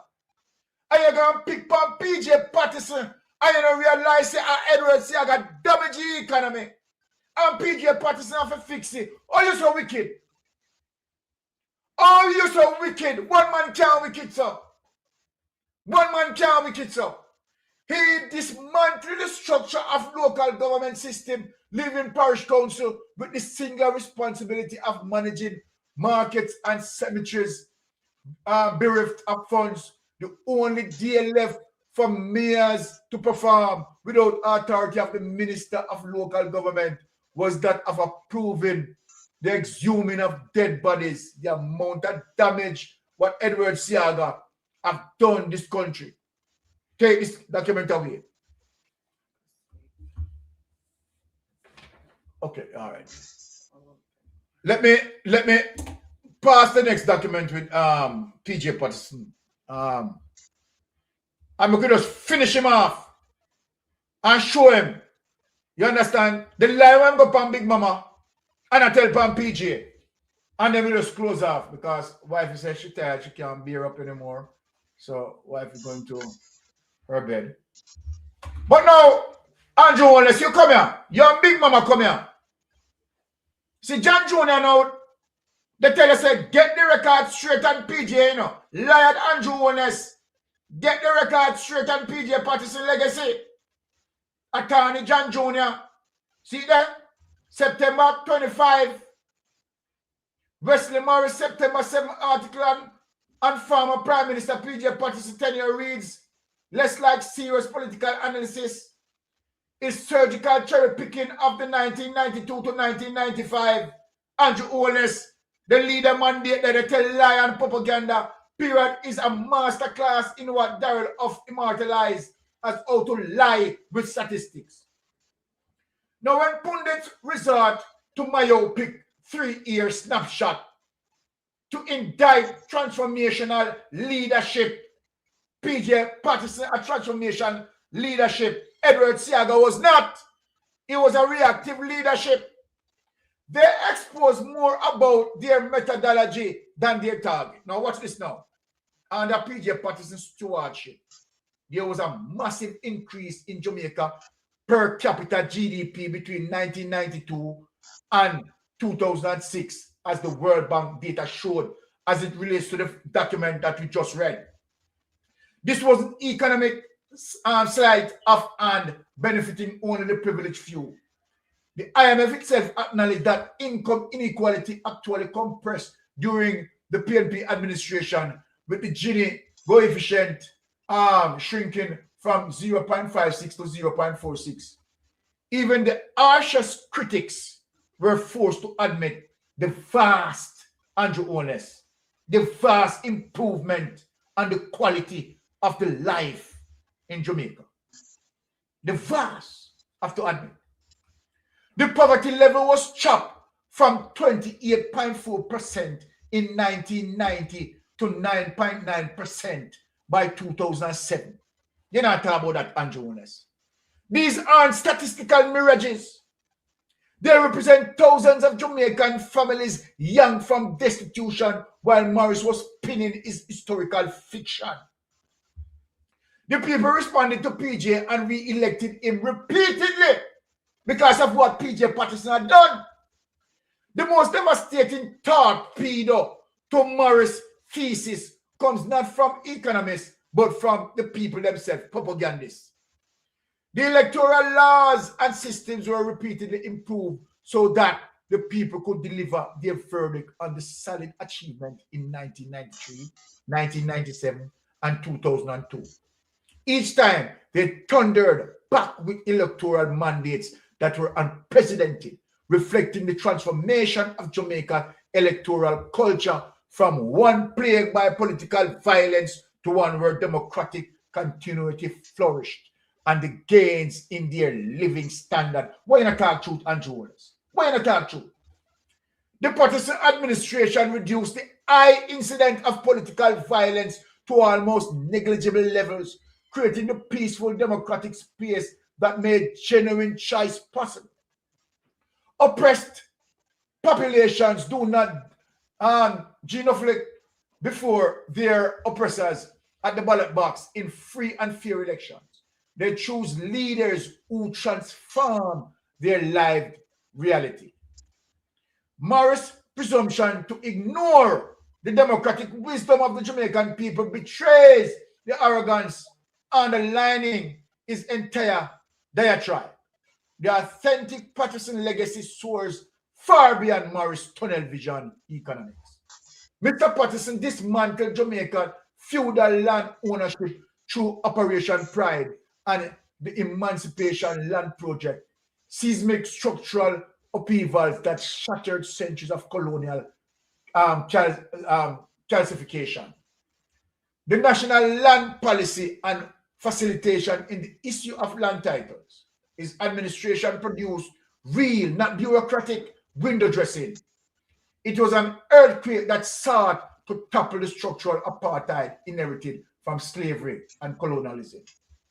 Let us look at some of the achievement not mentioned in Morris' article: the airport and the seaport modernization, the North Coast Highway and Highway 2000 programs, the National Health Fund, the resurrection of the National Youth Service after 12-year hiatus, the Information Technology Metamorphosis, the PART program, the Chase Fund, the Jamaica Social Investment Fund, the Universal Access Fund.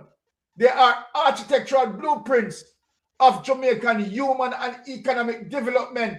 Andrew Ones, you have none? Can you do anything like this? Create any social program like this? Patterson Housing Revolution merits special recognition through innovative choreography with trade unions, sugar industry, Housing Limited, and Jamalco. His administration orchestrated enormous housing solutions island-wide, doubling the construction of houses in Portmore alone. This wasn't political largesse. It was systemic change that embedded ordinary Jamaicans into their nation's prosperity foundation. You see the reason why PJ Patterson got 3 terms? Patterson masterfully navigated Jamaica exodus from formal IMF bondage. Come, Andrew Ones. Come, at least if you come listen to. Patterson masterfully navigated Jamaica's exodus from formal IMF bondage by 1995, which entailed a successful passing of 13 consecutive quarterly tests. And with the advent of the global market and of negative NIR, National Reserve, Jamaica had no option but to undertake structural adjustment. Patterson's administration sought to cushion the trauma through the very partnership and programs Morris callously dismissed. Let us take this away. Now, let me just quickly go to the panel since we are wrapping up. Now, melting pot. Yes, when you see that sort of situation with PJ Patterson going on Big Mama, right, pointing out PJ Patterson period that when he was in university, he was frustrated, he was this, he was that, and not speaking, right, of the prior administration who caused the chaos, who dismantled the economy, and where PJ have to fix. He didn't recognize the fix, and he didn't speak about the disaster of Edward Seaga. What say you on the matter? Well, he was just telling his subject that he studied at uni, political science. That was to brainwash the young generation, who have no idea of what took place during that time. So what Andrew Ones was doing was radicalizing these young people in Jamaica, male and female, to buy into his lies. Yeah, because that's not a philosophy, That's just his lie. You understand? Andrew did not have any clue about the period of time that he was selling to these younger Jamaicans. Right? And so everything was fabricated. It was a narrative shape to tell a lie on the People's National Party. Not knowing fully well that there was evidence documents like these that are in the archive there. And because of his government not building any school, he knows that the education in Jamaica is dwindling down. The young youth are not interested in reading, much less the research. So he know he could tell a lie and get away with it. But thankful for social media, for a man like Mystic, who put on the ear tank and deep dive and come up with all type of articles that have substance to Jamaican way of life to project these type of information. Because people would know of this, And the fact of the matter that it's coming from Shalman Scott, is of such that it's not fabricated. It's a stalwart GLP councillor who served for 13 consecutive years. So, everything inch on, how we can really relate now to the young people to show them that they are being tricked, conned, and lied to by Andrew Holness. Yeah? Under the Seaga administration, it shows where Jamaica GDP declined and declined significantly from 63% to 262 by 1989 over a 9-year period. Yeah? And it also represents an increase of 315%. You understand? Just look at that. 315.8% in Jamaican indebtedness over a 9-year period of the JLP Seaga administration. So what we have here is that the time that he was talking about what the PMP do to the country, is Seaga. Exactly. Seaga mash up the place, wreck the place. You understand? What Patterson has done, as it clearly illustrates here, is come and fix back the place. Pay off our debt, have us debt free, yes, bring down poverty from 28.4%, yeah, 1990 to 9.9% by 2007. And you know that covered the period him was there for. But him reduced poverty from 28.4% to less than 10%, 9.9. That was great work. And I mean, we all know that him built 64 schools and him put in a lot of social programs that Jamaica are still benefiting from. Andrew Holness don't have none of these type of thing on him resume. So what Andrew Holness is selling is pure lie and propaganda to the young mind in Jamaica. You understand? And trying to get them to believe that the Jamaica Labour Party has done the most for Jamaicans. When they have done the less, they have destroyed Jamaica to the extent where, Jamaica now becomes a place we can't get back straight out because, I mean, just going back as far as in the 70s. And the GLP party bring gun come to Jamaica, we don't really sell from gun from that time till now. We can't really sell from gun and violence. It's them who bring it come. So it is plain and obvious, yeah. One party always build the country, and one party mash up the country. And when you have the leader of the country telling lie, blatant lie, it's a cause of concern, a major cause of concern. Trying to radicalize young people into believing that the Jamaica Labour Party is the best party. No, the Jamaica Labour Party is the worst party. Shalman Scott says it. And I yield back the floor. All right, Brother Rattigan, you have the access now to close us out, Brother Rattigan. You close us out, right? What say you on the matter? Yeah, your commentary, the article, and Melting Pot commentary, I can't improve upon what I read and what I said. So I won't even touch that because the evidence is there. Exactly. Evidence is there, it's clear.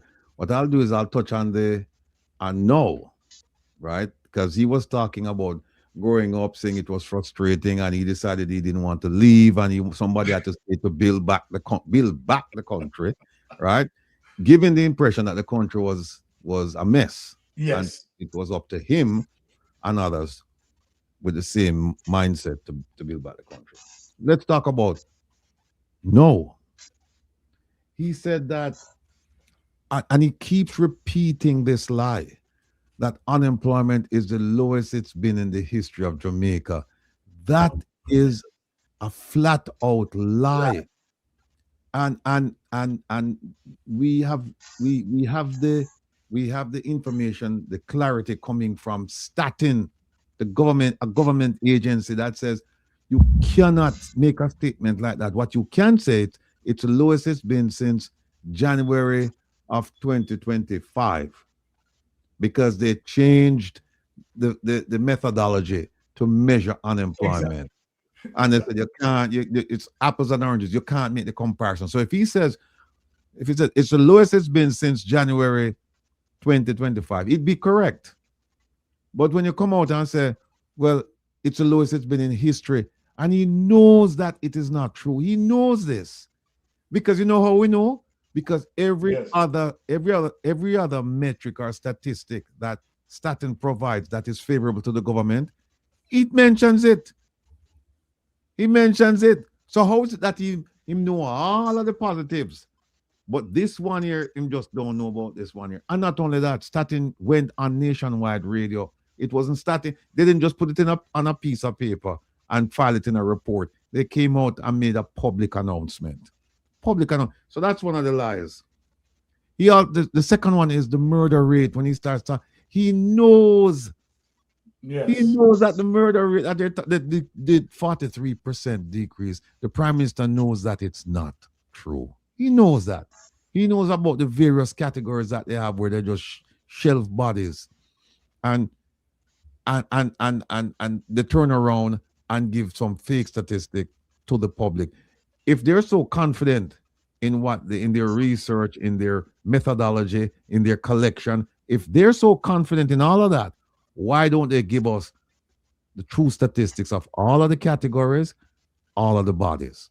Give us that if you're confident. Exactly. But they're afraid that the questions are going to be asked. You know, one of the things that Melting Pot mentioned was, I think he mentioned about people today, they don't read and they don't do research, right? And it's right. And that's what they're banking on. And it goes to what Minister Vaz said. They're dumb, they're dark, and they're stupid. And they bank on that. But there's a new day coming. And it's a day of people like Mystic. When you can go back and do your research and report your findings. And for those who don't want to read, them can listen, them can watch, right? And they can see the report, the thing that you just it was my first time seeing it, and it was an eye-opener. Yes. You know? First time seeing. In fact, that's why I say I love this program, because when I come on, I learn. And I'll tell you something. I'll just read you one thing that while I'm sitting here, a viewer sent this to me. She said, it's only a pity so few people watch Mystic. He should have a viewership of thousands. Oh my God, only God can help Jamaica. Enough respect to Mystic and his wife, the able producer. She does a wonderful job. Big ups to both of them. Right? Thank you. Yeah. Thank her. This is what we need. And the word is going to spread, my brother. Trust me. It is It is spreading. People going to flock to this program because they know that when they come around here, they know that the sweat went into the work product. That you just didn't have a product, you just didn't have a program, and you just talk willy-nilly. That you actually went, you read, and now you read, your research, and your report, and your reporting. So the Prime Minister's idea about murder rate, that's bogus, people. Then he come up with another one about the increase in numbers of passports. People, believe me, you think that have anything to do with the economy of Jamaica? It have what is going on in America, because most of those passports I'll submit to you, most of those passport applications, they're coming from America. And you know what's going on in America with the immigration thing.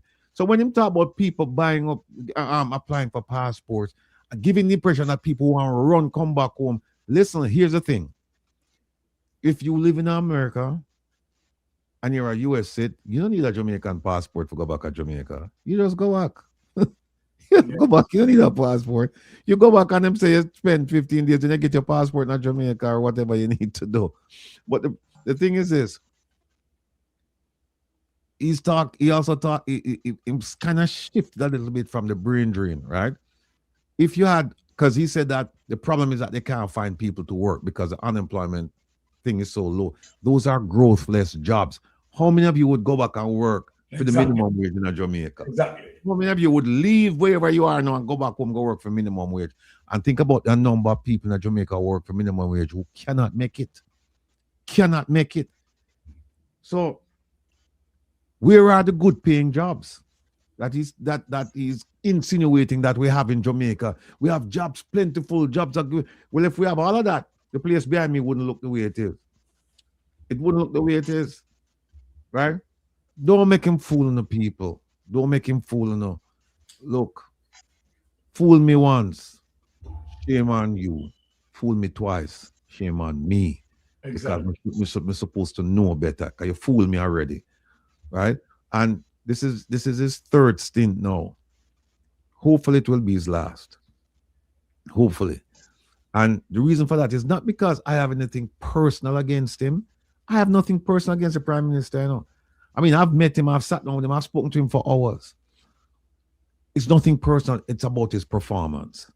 And it's about the people of Jamaica. And I'm saying that he has performed poorly, and the people suffered, and the people are still suffering. And you know what happened now? The fact that now green cards, there's a pause on green card, the processing of green cards. And also now, if you're getting a visa, well, visas are difficult to come by these days, non-immigrant visas. And even when you get them, you're talking about putting a bond on them to make sure that you return, right? Yeah. So some $10,000 or whatever it is. So you know what got now? You got fewer people leaving Jamaica. So make we see now about them high-paying jobs where them have. See how many people are going to take advantage of that. Since he claims the people that run, no, they're not run. No, they can't run.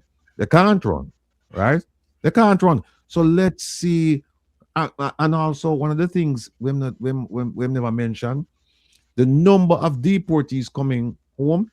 Tell them about the high-paying jobs that you have, man. Tell them, say, we have jobs here.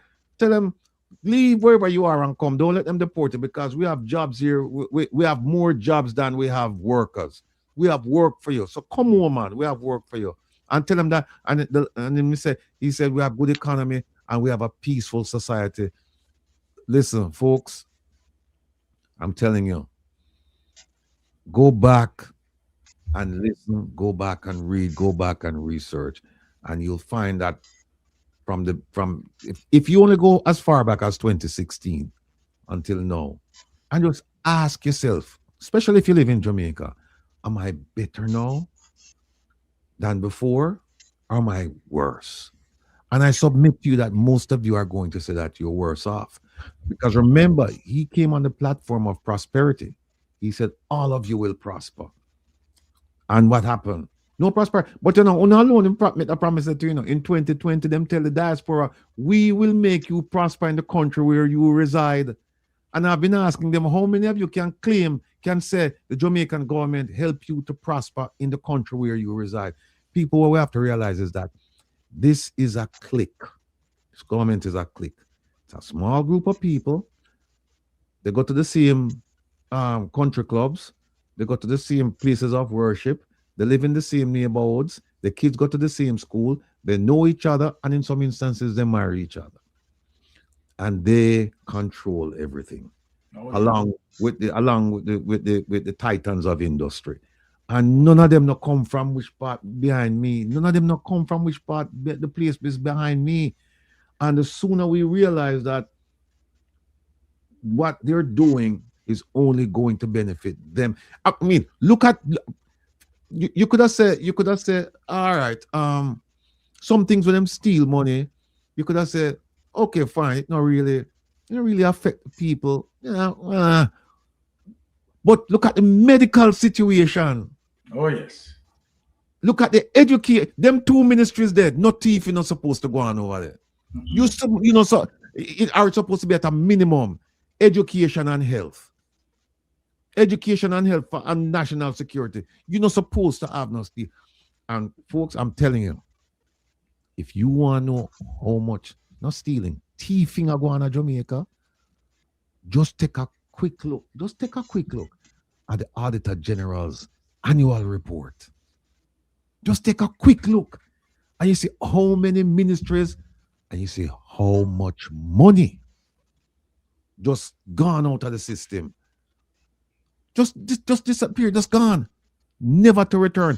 And so when you hear Jam come out and say, based on the report provided by the Auditor General, we have 3 trillion unaccounted for. It means something, you know. Yes. It means something when them say unaccounted for, you know. And it's not what the politicians them tell us it mean. Because what they might tell you is that, it means that the paperwork we didn't submit the paperwork on time. That is not what it means. That is not what it means. So, folks, in conclusion, continue to support the program. By the way, I'll be on tomorrow night. There's a Diaspora Council election that I think it's next week or so. If you haven't registered to vote yet, I think the deadline was yesterday. I'm not sure. But Mystic, there's sabotage going on, you know.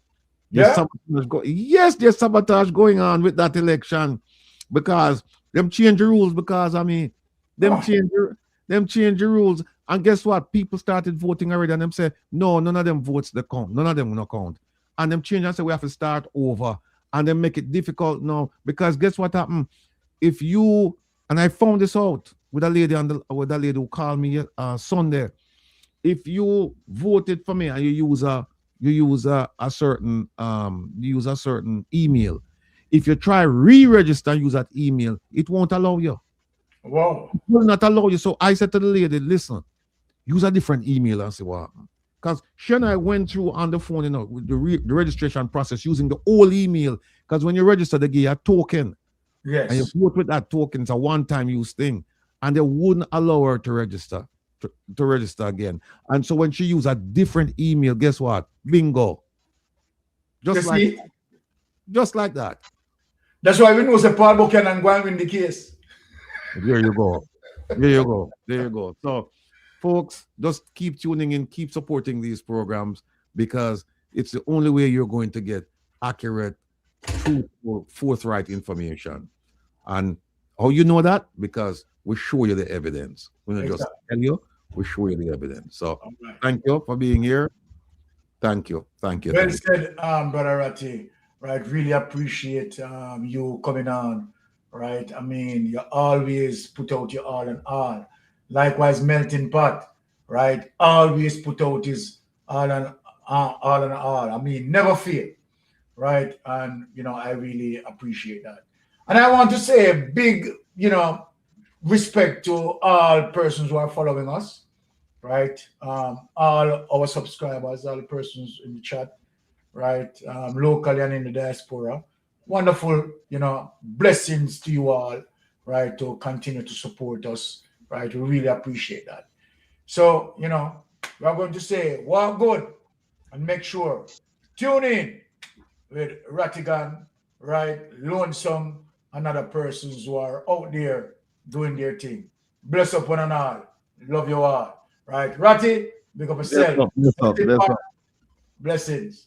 All right. Safe travel on the gravel. Safe travel on the gravel, sir. Safe travel on the gravel.